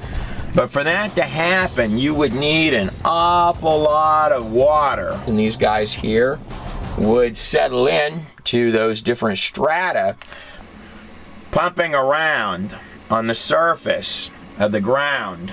This increasing pressure in the subterranean water steadily stretched the crust as a balloon stretches when the pressure inside increases. Failure in the crust began as a microscopic crack that grew in both directions at almost 3 miles per second. The crack, following the path of least resistance, encircled the globe in about 2 hours. As the crack raced around the Earth, the overlying rock crust opened up like a rip in a tightly stretched claw. So the water exploded violently out of the rupture. The 12 stone tablets of the Epic of Gilgamesh, the oldest written epic in the world. The actual records of the king of Uruk, believed to be one of the oldest settlements following the global flood, which is one of the focal points of the entire document. Some of the water jetting high above the cold stratosphere froze into supercooled ice crystals and produced some massive ice dumps, burying, suffocating, and instantly freezing many animals, including the frozen mammoths of Siberia and Alaska. This is a Sumerian king's list, which not only tells us about a worldwide global flood, but also gives us a helpful hand with maybe the date. The supersonic fountains eroded the crumbling rock on both sides of the widening crack. This produced huge volumes of sediments that settled through the floodwaters, trapping and burying plants and animals, forming the fossil record. Eventually, the crack became so wide that the newly exposed floor of the subterranean chamber sprung upward, giving birth to the mid-oceanic ridge that wraps around the Earth like the seam of a baseball. The continental plates, with lubricating water still beneath them, slid downhill away from the rising mid-Atlantic ridge. After the massive, slowly accelerating continental plates reached speeds of approximately 40 to 50 miles per hour, they ran into resistances, and like a runaway crashing train, they compressed, crushed, buckled, and thickened, rising out of the floodwaters. This is why the major mountains are generally parallel to the oceanic ridges from which they slid. Today's major mountains were all pushed up in hours. There are 277 flood stories from cultures around the globe. Some will argue that number's more like 2,000. But any way you cut it, there are a lot of flood stories, including a man and his 3 sons and their wives surviving a global flood on a boat. There's only one text on the face of the planet Earth that gives the measurements of that vessel. That would most definitely be the Hebrew text of the book of Genesis. Measurements given to us in the book of Genesis for Noah's Ark are given to us in cubits. You've got the Egyptian cubit, the Babylonian cubit. Now, a cubit is thought to be the measurement from the tip of the finger to the elbow. So, what is that? For the sake of argument, I went with the lowest possible numbers for the measurement of Noah's Ark and its interior. Amphibians, well, I mean, they're amphibians. The survival mechanisms on many, many animals are just astounding. Did you know that certain types of frogs, like this wood frog here, can actually freeze in a pond over the entire winter and reanimate, literally come back to life? So the craft itself is 75 foot wide, would be 450 feet in length, all the way to the end of that boat down there, and it would be 45 feet, 3 stories tall. So at its smallest possible measurements, that's longer than a football field by a lot. Now, insects will definitely fit on the boat. There's no argument about that part of it. But I mean, when it comes to insects, they'll pretty much make it through anything, or their larvae, or hitch a ride on all of the floating stuff. Cockroaches will survive anything. Just like in Mendel's laws of genetics, how many genetic lines of parent creatures do I need to create the spectrums and arrays of animal species that we see on this planet? So this is roughly your layout. You've got 98% sea life, amphibians, insects, bacteria, and actually those numbers would probably be larger than that if you tossed in all of your different funguses and plant life as well, in comparison to the qualifying animals that you would need on that vessel, which would be your land mammals, reptiles, and birds. The Russian silver fox experiments, going on now for more than 50 years, are one of the more beautiful examples of animals, in this case foxes, producing, limited to their genetic kinds, the array of variables and appearances within animal types.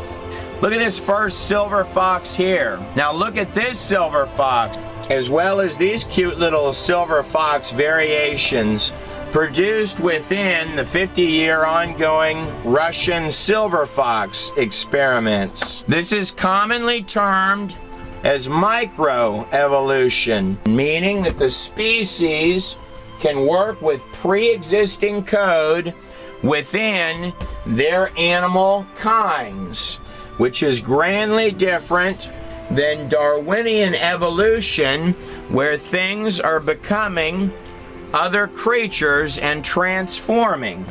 These animals are restricted within their animal kinds.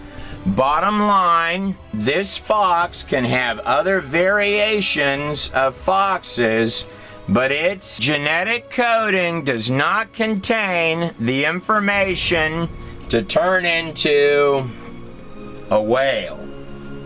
Actually, genetically speaking, everything on this planet is losing genetic information. This is particularly observable in viruses, but in all the creatures on the planet, we're actually degrading, just like with entropy, and losing species counts. The current numbers on extinction rate are anywhere between 1,000 species a year to 10,000 between all of these types of creatures, and depending on whose numbers that you listen to, but we're certainly losing things and not gaining them. And the same applies to our genetic coding. So, in theory, if you rewound time, the genetic coding in the past, further up this line, would be stronger. Whatever the case, it was John Woodmarappy that came up with these numbers here. You would need 8,000 genera, actual couples, or 8,000 family kinds to produce the spectrums of creatures that we see on this planet right now today. That number makes provision for the extinction rate, as well as, interestingly enough, he packed in all of the dinosaurs into that figure, by the way. So I went with the smallest measurements of the interior of the boat for Noah's Ark, but now we're going to take that a step further. Scratch out those numbers of 8,000, times them by almost 4. Kick it up to 30,000 kinds crammed in to the boat. That vessel on the screen right there could hold the equivalent of 522 full-size railroad boxcars. In layman's terms, that would be 125,000 full-size sheep.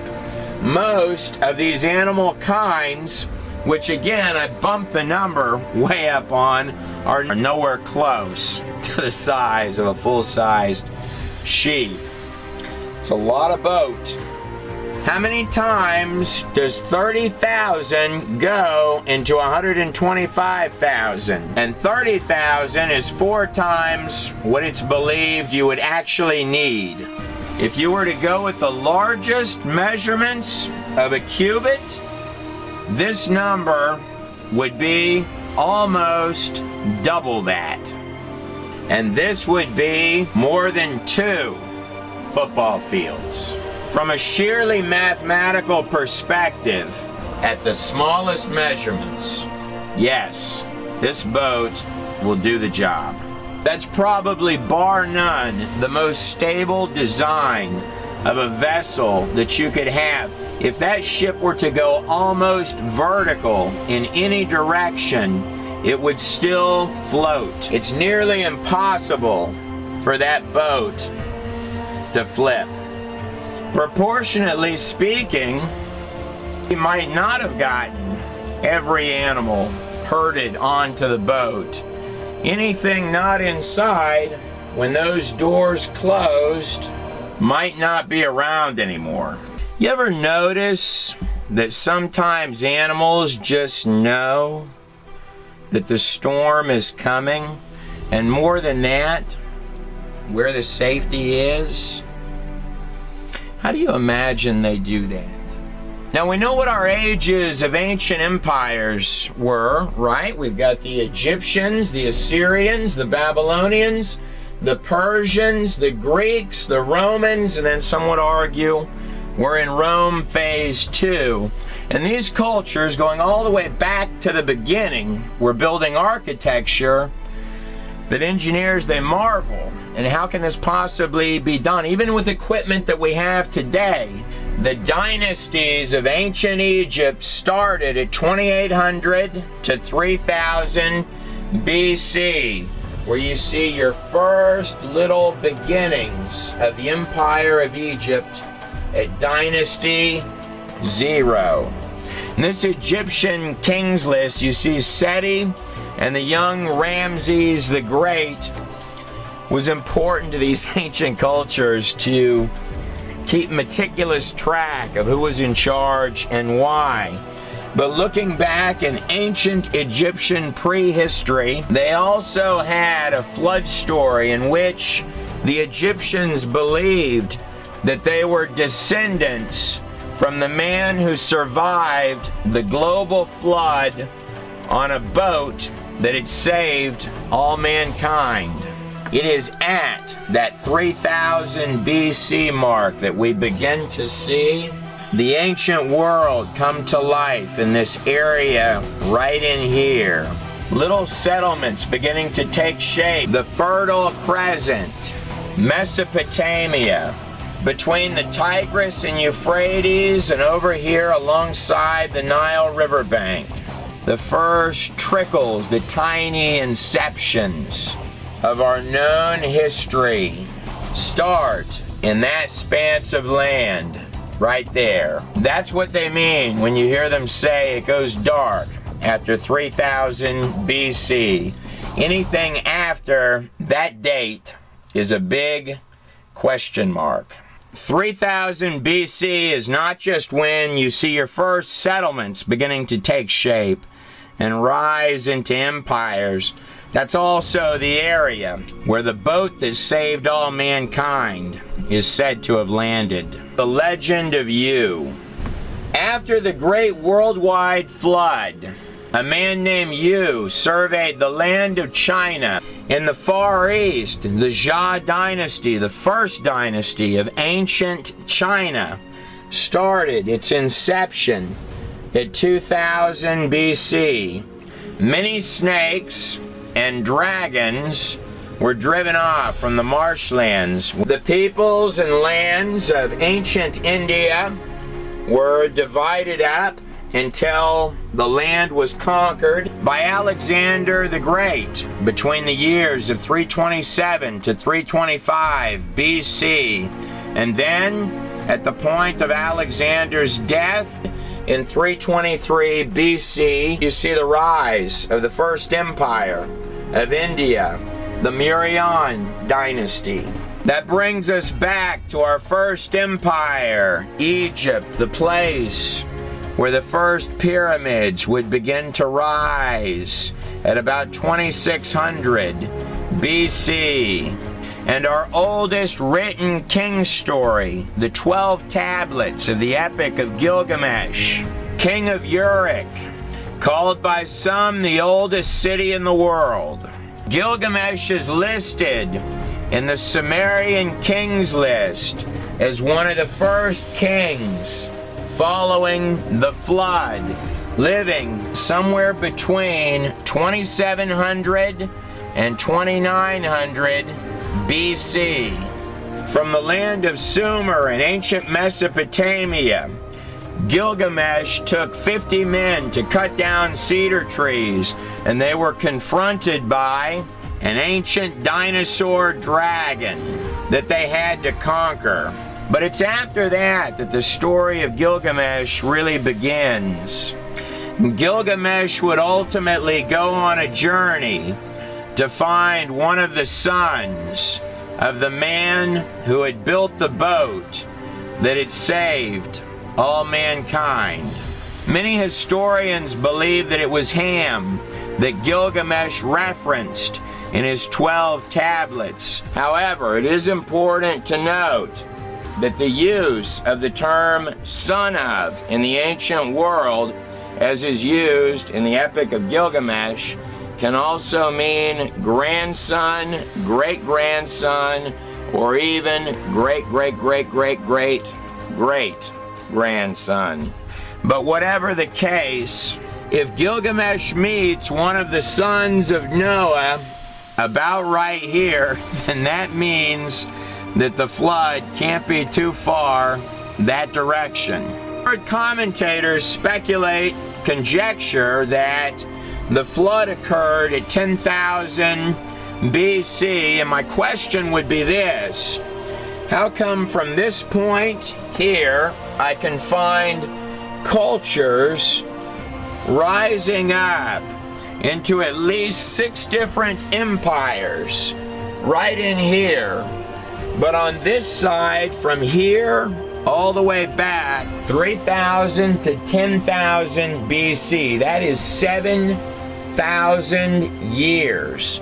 And then all of a sudden, out of the blue, from the same range of mountains that the boat is said to have landed in the Fertile Crescent of Mesopotamia, and then right over here, over to the Nile River in Egypt, little settlements begin to pop up at 3000 BC, is a flat line. But if I use the original Septuagint, translated from the Hebrew Torah to Persian Greek during the 3rd century BC under Ptolemy after Alexander the Great, or if you go with the original Hebrew Masoretic, you're going to come up with a flood date of 3000 BC. maybe a touch more, but not much. And based on our current population charts, if you've got 7 billion people on the face of the planet in 2012 AD, and you hop back just 2,000 years, at year zero, the birth of Christ, you're at 200 million people. You've gone from 200 million bumped to 7 billion people. You hop back another 3,000 years, it is extremely easy to arrive at 8 people on the face of the planet Earth anywhere within this range. So was Noah's flood at 3000 BC? I wasn't there. You tell me. But I know this, that it's incredibly difficult for me to believe that seashells like this one here, or perhaps these, slowly crept their way up to the top of the highest mountain in the world, Everest, in the Himalayas. Or worse still, that there were guys on those mountain peaks tossing out seashells just for kicks. In reality, there are strange things, seashells, marine life, and fish fossils found mountain ranges all across the amazement of the whole earth. Speaking of fish that are out of place, 75 different kinds of full-size whales were found fossilized in a mass graveyard of whale fossils in the Atacama Desert, the most arid desert in the world, in Chile. How do you imagine 75 whales that size might end up in the middle of a desert? Perhaps they just forgot that they weren't dogs anymore. Sort of crawled out there. No matter how you cut it, our history has got a lot of curveballs in it. And at the center of our history, the very point right between BC, before Christ, and AD, after dead, Jesus Christ, a physical body, born of no social class, who would be covered more than any king that has lived or breathed or walked on the empires of this earth.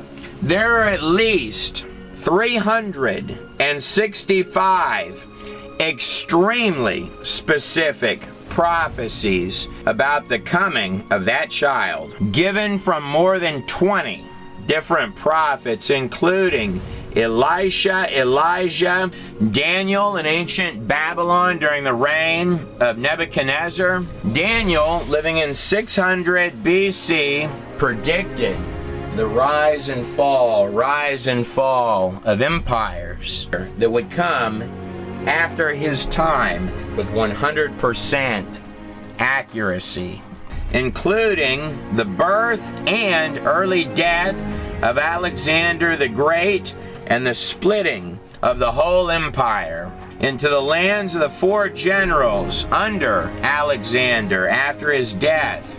And it's not just Zechariah that predicted the Messiah would enter Jerusalem on the back of a donkey. Daniel predicted the exact day and date nearly 600 years before Jesus rode that donkey through that front gate.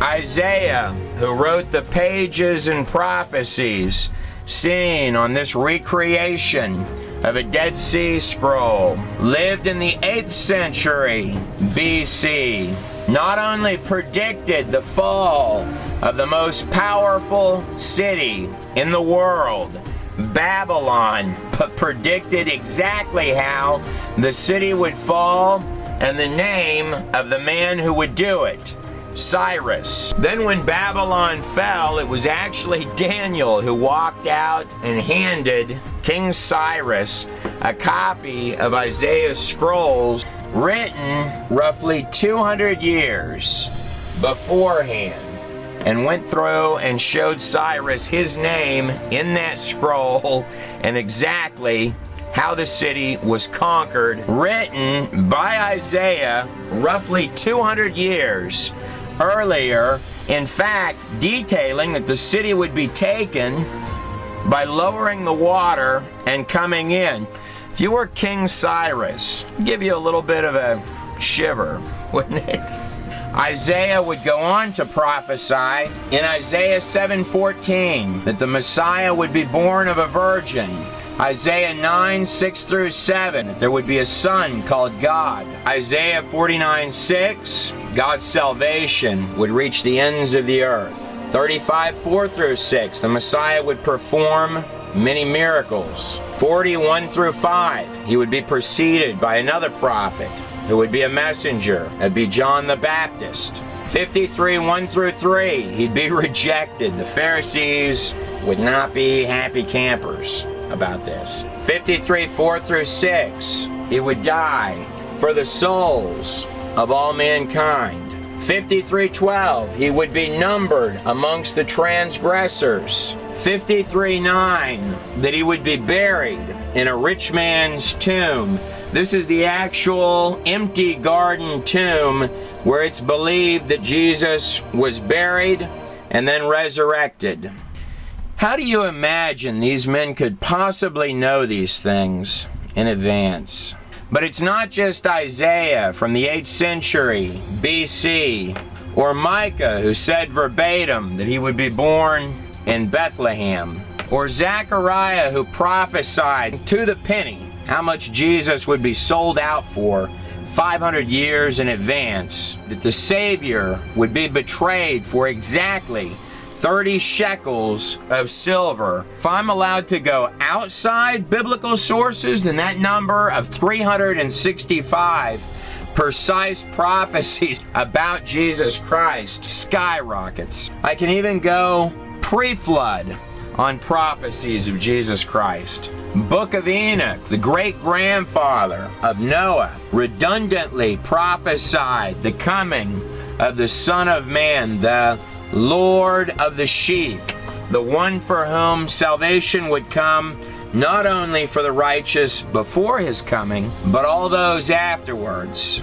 that through his name they shall be saved. Curiously enough, if I take the actual names in order from Adam all the way down to Noah, and then I look at the root meaning of those names in Genesis in order, this is what it reads.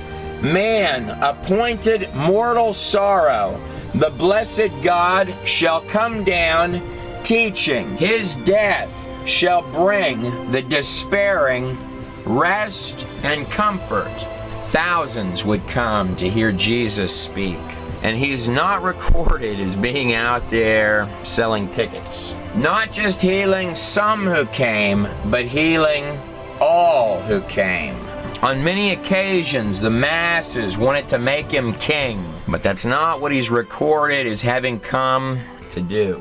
In many, many ancient cultures of the world, kings would sacrifice their subjects to underworld gods, spare no expense to feed darkness, other people's lives. Jesus Christ would be the complete reverse of this. Remember I mentioned the underworld gods. What greater love could one have than to lay down their life for their friends? The eyes of the blind opened. This is exactly what made men like the Pharisees behind the scenes unhappy. Under the cover of night in the Garden of Gethsemane, when the high priest and his soldier minions come in to get Jesus, and Peter jumps up with the other disciples and he cuts off the high priest's ear, and Jesus stops him and says, "The cup which my Father hath given me, shall I not drink it?" Then, fascinatingly, the last miracle recorded by Jesus before that cross is to put back on the ear of his own enemy. This is the box holding the body of the high priest that demanded that Jesus be crucified. So I guess nobody's really confused about where he's at today. And here's the tomb where Jesus was for 3 days. I am he that liveth and was dead, and behold, I am alive forevermore, and have the keys to death, hell, and the grave. After being resurrected, Jesus got together with the disciples and with the people for 40 days. From the Mount of Olives in Jerusalem, Jesus ascended with a cast of heaven's hosts. That's why he's covered much more than any king, even Alexander the Great, who conquered 90% of the known world before his death. Nothing recorded is going on as usual. After the ascension of Jesus, as the word began to spread further and further, the Pharisees came out with a fierce rage.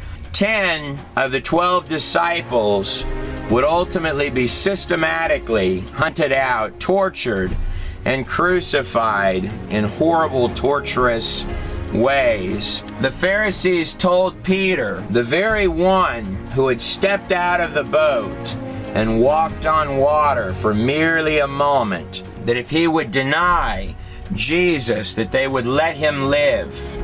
Peter declined that offer, refusing to recant one single word. But he did make a humble request that, having stood on the same ground as his Savior, Jesus Christ, that he was unworthy to be crucified in the same way as his King. Thus, Peter would step out of this life on a cross upside down. John was actually thrown into a boiling vat of hot oil, survived it. Perhaps John's purpose wasn't finished yet, and ended up on the island of Patmos, where he wrote the book of Revelation. This would only get worse. Religious rulers, combined with the might of empires, would relentlessly hunt out to persecute in a unified effort. Anyone who knew Jesus, had talked to Jesus, spoke to Jesus, walked with Jesus, knew anything about Jesus, fed them to lions for sport, hunted them out to hang, crucifixions as far as the eye could see to strike fear in any heart that would dare utter the name Jesus, to keep you from ever getting one jot or tittle of those texts. They failed. Those pages were paid for with buckets of blood. But after the word spread to the farthest reaches of the globe, they did the next natural thing. Join them, and then go right back to business as usual. See, as long as you've painted a really nice cross on the shield, it makes it all better. Some even going so far as to define our earliest scientists heretics, which might play a wee role in the contentions between religion and science. Let's take a look at the universe. You know, the fascinating thing about heavenly bodies, they're very precise. You could almost set your clock to them. In fact, we do set our clocks to them. Now, the most predominant theorem on how all this got here is the Big Bang. The things it's got going for it is that we can conceptualize it, right? A big Star Wars style explosion in space.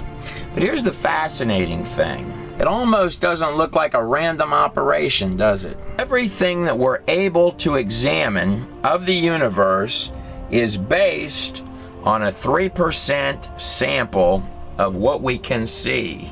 So I've got a big Swiss watch, and I can see its parts, but I can't see the mass that's holding it together. So our current models of the universe are based on 96 to 97% of forces and mass that we can't find.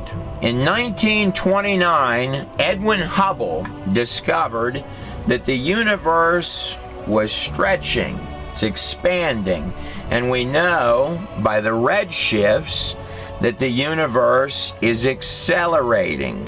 Now, before Hubble, there's only one other place I know of where you'll find talk about this business of the stretching of the heavens, and that would be in the Old Testament prophets. In fact, 17 times by my count. 17 times by guys separated by hundreds of years, all predicting that the universe was expanding. Those guys just seem to guess right an awful lot. Talk about redundancy. In fact, Isaiah in Isaiah 40:22 managed to say that the earth was round and that the heavens were stretching in the same sentence. You've probably heard it said by astronomers that they were shocked when it was first discovered that the universe was accelerating as opposed to de-accelerating.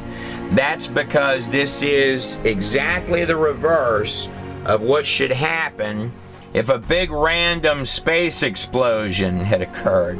Shh, don't tell anyone I told you this. But the 73% of the dark energy that we invented at the same time that we discovered the universe was accelerating is to fix the problem that the 3% down here does exactly the opposite of what it should under the Big Bang model. It is he who sits above the sphere of earth, its inhabitants like grasshoppers, who stretches the heavens.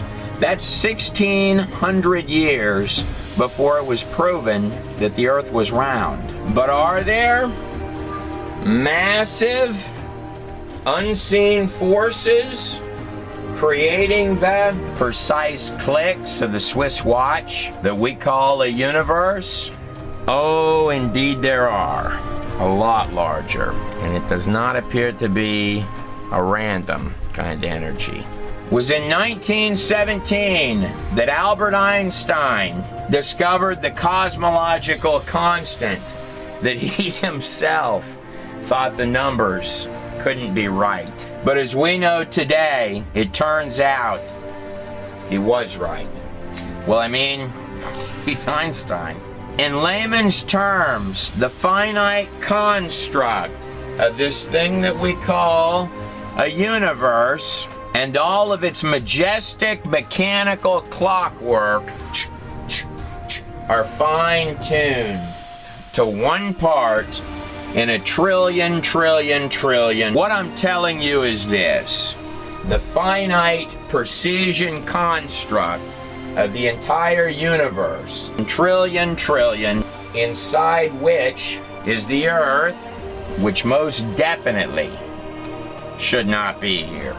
Trillion, with the precision beings constructed of digital software, that would be you and I, with no spare mutating parts, that are consciously self-aware, comprised of cells that are more sophisticated than every factory on the face of the earth, run by biological software. The cosmological constant, the fine-tuning precision of every piece of the universe is set to one part in one with 120 zeros behind it.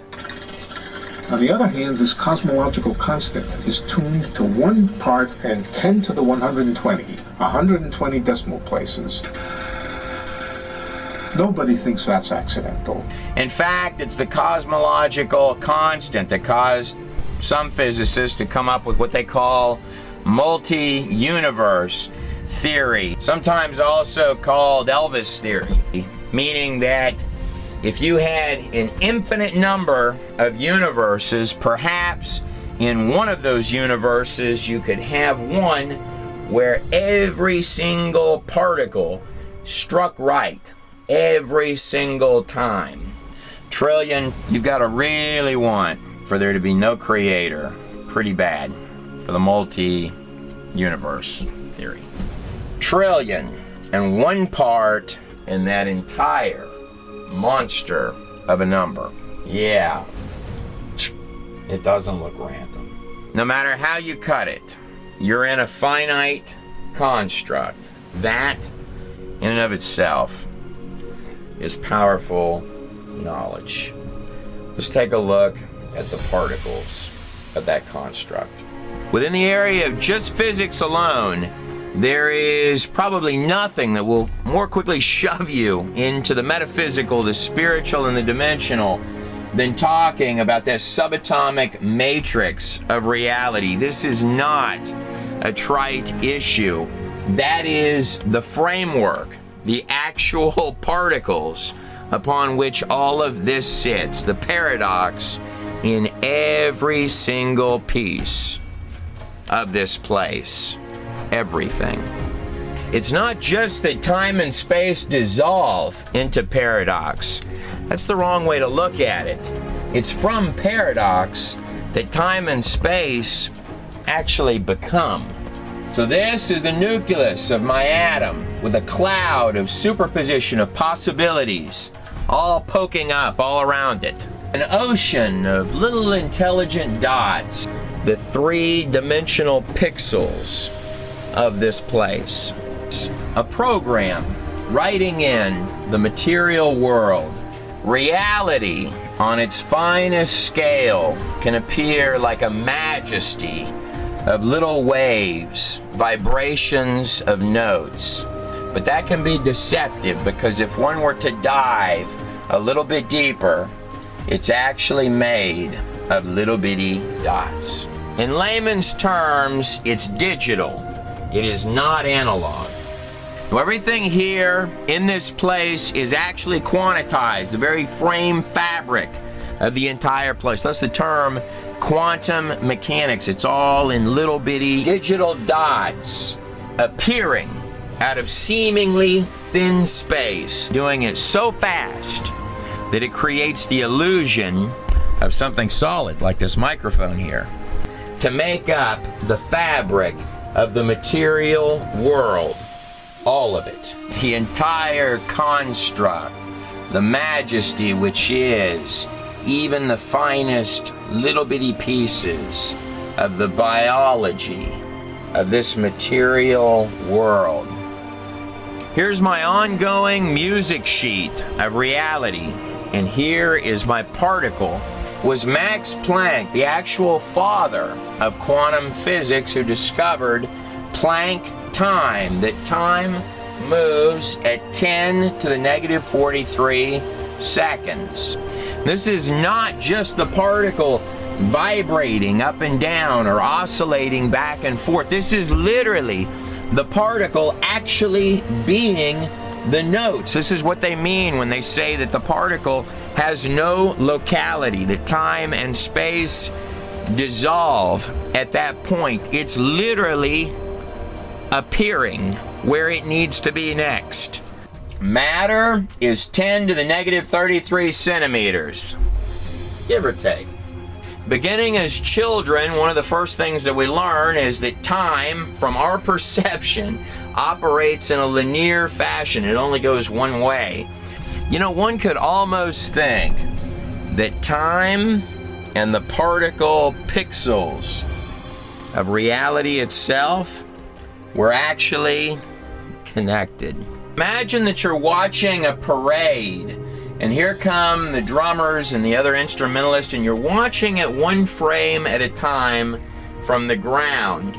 Just like the particles of this place that seem to be appearing and generated as we go along, so also is time, correct? So time is passing.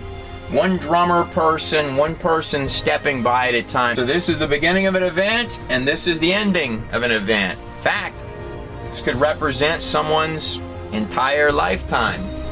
And imagine that you came up from above the parade, outside the construct of the entire universe. So you were outside time in a helicopter above the parade. And you could see the starting area, the staging area, watch the parade come around the buildings, and actually see where it ends all simultaneously. But you and I are not outside of the construct. In fact, we're dead inside of it. You are never living in the past, nor are you ever living in the future. You are always standing on the most crucial moment, the moment that determines everything. No matter when it is always right now. Our body is made of the same particles that the whole matrix of the place is made of, with 5 little senses, which we seem mysteriously plugged in to consciously control, allowing us to poke around and examine the place on a finer scale, one little frame at a time. You are always standing on the razor's edge of where reality becomes. In fact, you're helping define it. Now, if the whole place is comprised of little particle pixel guys in every square inch, almost like a precise data live stream, that are not random and are appearing, trillions of them, creating even the tip of this pen precisely wherever they need to appear next, moving at a rate of 10 to the negative 43 seconds, creating in sheer unbelievable mass this thing that we call reality. But whatever's going on here is by no means a human hard drive. Little precision particle pixels in a pure live stream. And of course, as the final touch, construct is interactive. Like intelligent smart parts within the construct, as if not only fed by a source, but also each one being interactive, which would indeed cause the particles to behave in the intelligent yet strange ways that they do. Come to think of it, that would create time, space, and matter simultaneously, wouldn't it?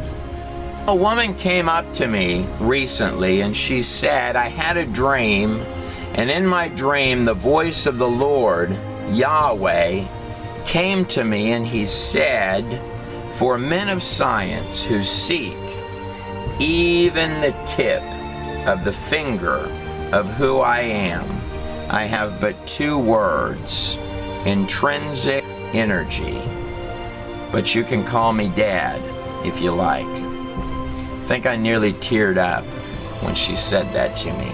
You know, it's fascinating. Before Jesus Christ left, he said, in my Father's house there are many mansions. If it were not so, I would have told you.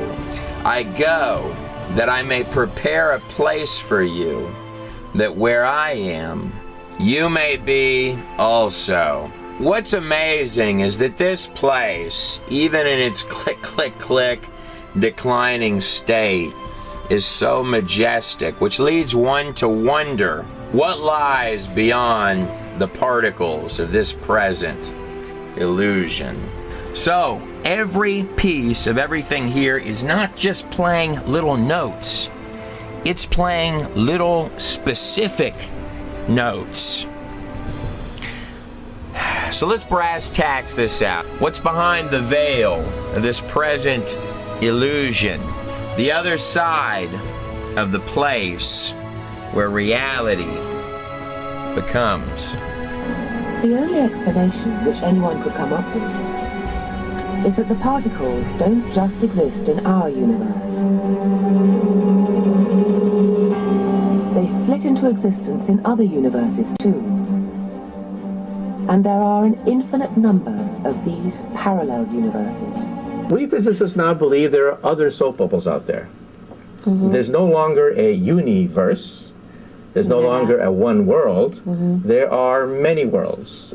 Essentially anything that can happen does happen in one of the alternatives, which means that superimposed on top of the universe that we know of is an alternative universe where Al Gore is president and Elvis Presley is still alive.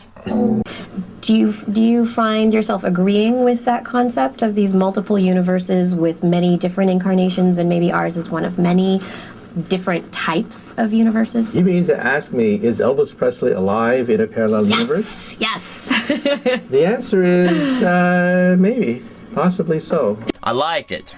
I do. But I'm biased because I like Elvis. And who am I going to be to stand in the way of that man there having his own dimension? But on a physics perspective of the multi-universe Elvis theory of the many problems, there are three that come to mind fastest. Number one, with the multi-universe thing, you could not beat the dead horse into the ground faster and harder and completely kill Occam's razor than you do with the multi-universe thing. Occam's razor, of course, stating that the simplest answer tends to be the correct one. And with the raw data, you're living in the hours where you've got the raw data in your hands to actually look at these particles. Number two, of course, would be the sheer mathematical nightmare horror show of putting together that particular construct. You need a new universe. If you're intellectually honest, you need a new universe. Under the multi-universe theory, every time a particle flips, this means you need infinities of infinities of infinities of infinities of headaches, more infinities of universes, and writing it all out on paper. And finally, number three, last one that I'll give on that, even if you went through all of the mental acrobatics that are required to come up with the multi-universe theory, it still doesn't make time, space, or matter. But I still really, really like it because it's got Elvis in it. How could I not like it? Good work, guys. Let's take a look at another one. Only conscious beings can be observers, then we're intimately hooked into the very existence of reality. Without us, there would just be this expanding superposition of possibilities with nothing definite ever actually happening.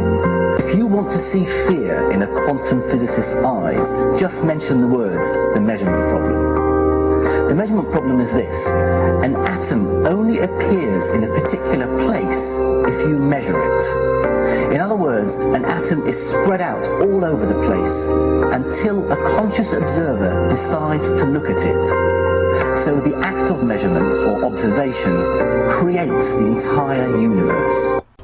I like this one. I really do, a lot, for a number of reasons. But I might suggest this, that the consciousness does not create the particle or the material world. The consciousness is a prerequisite for doing the measurement at all. They're two entirely separate issues, the consciousness and the particle. You're actually looking at the very fabric, the place where reality becomes. When you're doing your measurement, you're looking at the first point where the particle is available for measurement. So, if I'm understanding some of our current conjectures properly, in the beginning, there was nothing. Nothing exploded and became sheer precision everything. The rocks began spitting out digital coding. The dogs became whales. The monkeys turned into people. And as the final touch, it's actually Elvis on the other side of reality. I find myself strangely hesitant to commit to all that. Perhaps finding myself in more agreement with Max Planck, the actual founder of quantum mechanics itself, who said, and I quote, "All matter originates and exists only by virtue of a force which brings the particle of the atom to vibration and holds this most minute solar system of the atom together. We must assume that behind this force, the existence of a conscious and intelligent mind. This mind is the matrix of all matter. That was Max Planck, the actual father of quantum physics itself. Now, in the ancient world, they were talking about dimensions, but they were not drawing Elvis. In fact, they were drawing strange things in the skies as well as biological creatures, anomalies that puzzle us, things that they said could step right out of thin air. Which is interesting because they were building architecture to their gods that baffles us even to this very day. Now, I'm not finding on their walls where they're talking about their gods coming from other planets. They are redundantly talking about strange physical and spiritual beings, as well as strange things that seem to occupy the skies. Some of it able to pull tricks that seem to defy even the laws of physics. And deeper still, things claim to step through momentarily. Not dissimilar to claims, even right now today, disturbing claims within the arenas of psychology, claimed alien abductions, things said to literally pop up not from space, but right inside people's bedrooms, shadow people, body paralysis, serpent, snake, reptilian creatures, not dissimilar to the wisdom serpents throughout not just Egypt, but the entirety of the ancient world. Anunnaki, the biblical sons of Anak, or also called the Nephilim, both before and after the flood, as is recorded by the Sumerian texts. You know, when I think about it, there are a lot of things in the ancient world that have this sort of reptile, cold-blooded twist to them. Serpent's sort of a strange animal for a king to get his wisdom from, don't you think? And if one were to go from the lights that appear in the sky down through the fringe level stuff and then delve into the furthest regions of the occult, the accounts only become more discomforting. They believe that the tentacles of things that might be as close as the air between your fingers as you reach out into empty space. And they built the largest temples on earth to things they believed dwelled in a dark realm. In fact, I would venture to guess that there are those right on the other side of this camera who have had experiences, both light and dark, that they might not share with everyone. But when thinking about just things that seem to appear in the sky, boy, that's a lot of little dots out there, isn't it?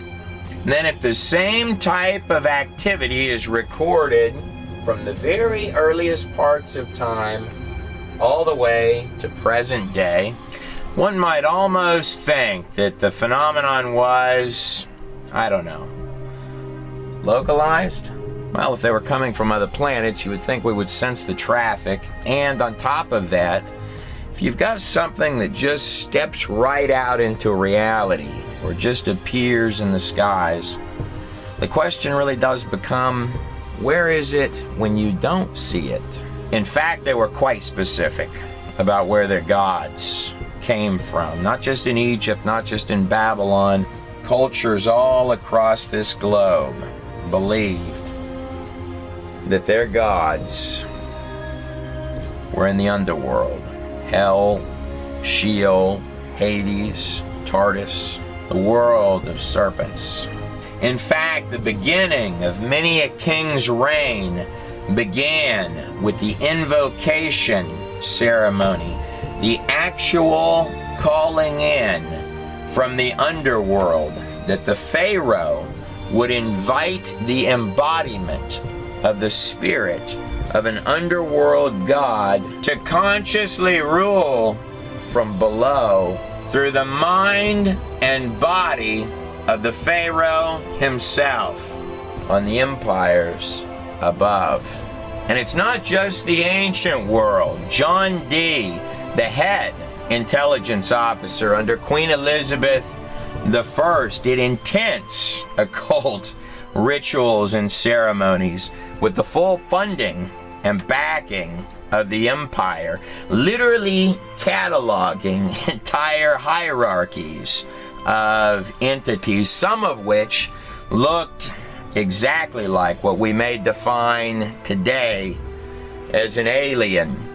The official statement of the empire was that Dee was gaining wisdom from angels. Of course, after John Dee's death, his diary told a different story, repeatedly saying, "I believe they're lying to me. These things are not angels, they're demons." That was John Dee. I'm quoting an occultist from present day who stated, and I quote, "If one were to peer into their world by portal of spirit, you could easily perceive it as nothing less than a madness of monsters, insects crawling over each other for merely a breath. Be not deceived. These things are highly sophisticated, acting out their fantasies through the minds of men. It is by this mechanism that an invisible enemy systematically rules all flesh, its best weapon being the single fact that most don't even understand, that the patient predator behind the mask even exists."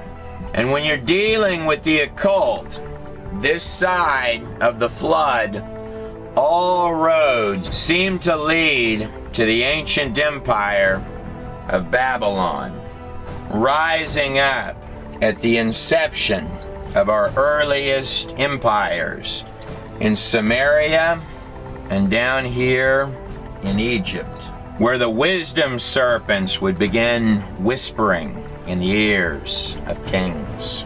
Now, when the first name of the god is underworld, doesn't that tend to mean that the god is already beneath you? Things that have already found their way into the recycle bin of reality. Perhaps the drainage canal for stuff that tends to bite the hand that feeds. Was Jesus Christ who said hell was never made for mankind. I wouldn't have it any other way than to end this video with the words of John chapter 3. Was when Nicodemus, a wealthy Pharisee, came to see Jesus under the cover of night so that no one would see. And he asked, "How may one gain eternal life?" And Jesus replied, "Are you not teacher of all Israel, and yet you do not know these simple things? Does the wind not blow where it wishes, and you neither see where it comes or to where it goes, yet you know it's there? I tell you, so also are those who are born of spirit. So do not marvel when I say, you must be born again."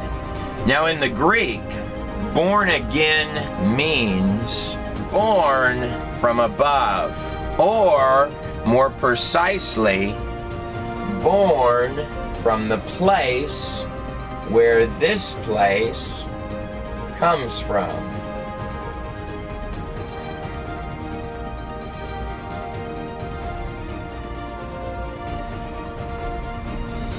A special thanks to every man and woman of science, as well as, and more primarily, a special thanks and dedication at the end of this video, The Theory of Everything, to Jesus Christ.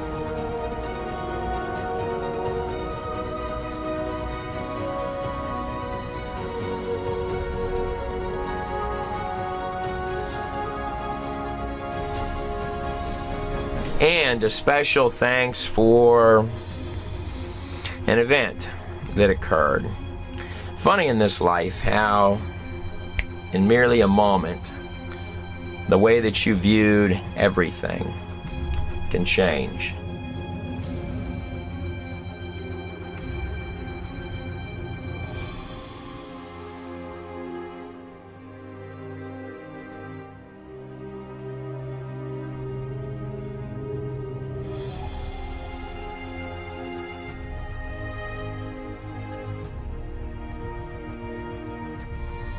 Hey, this is Trey Smith. I want to thank you for watching this video, The Theory of Everything.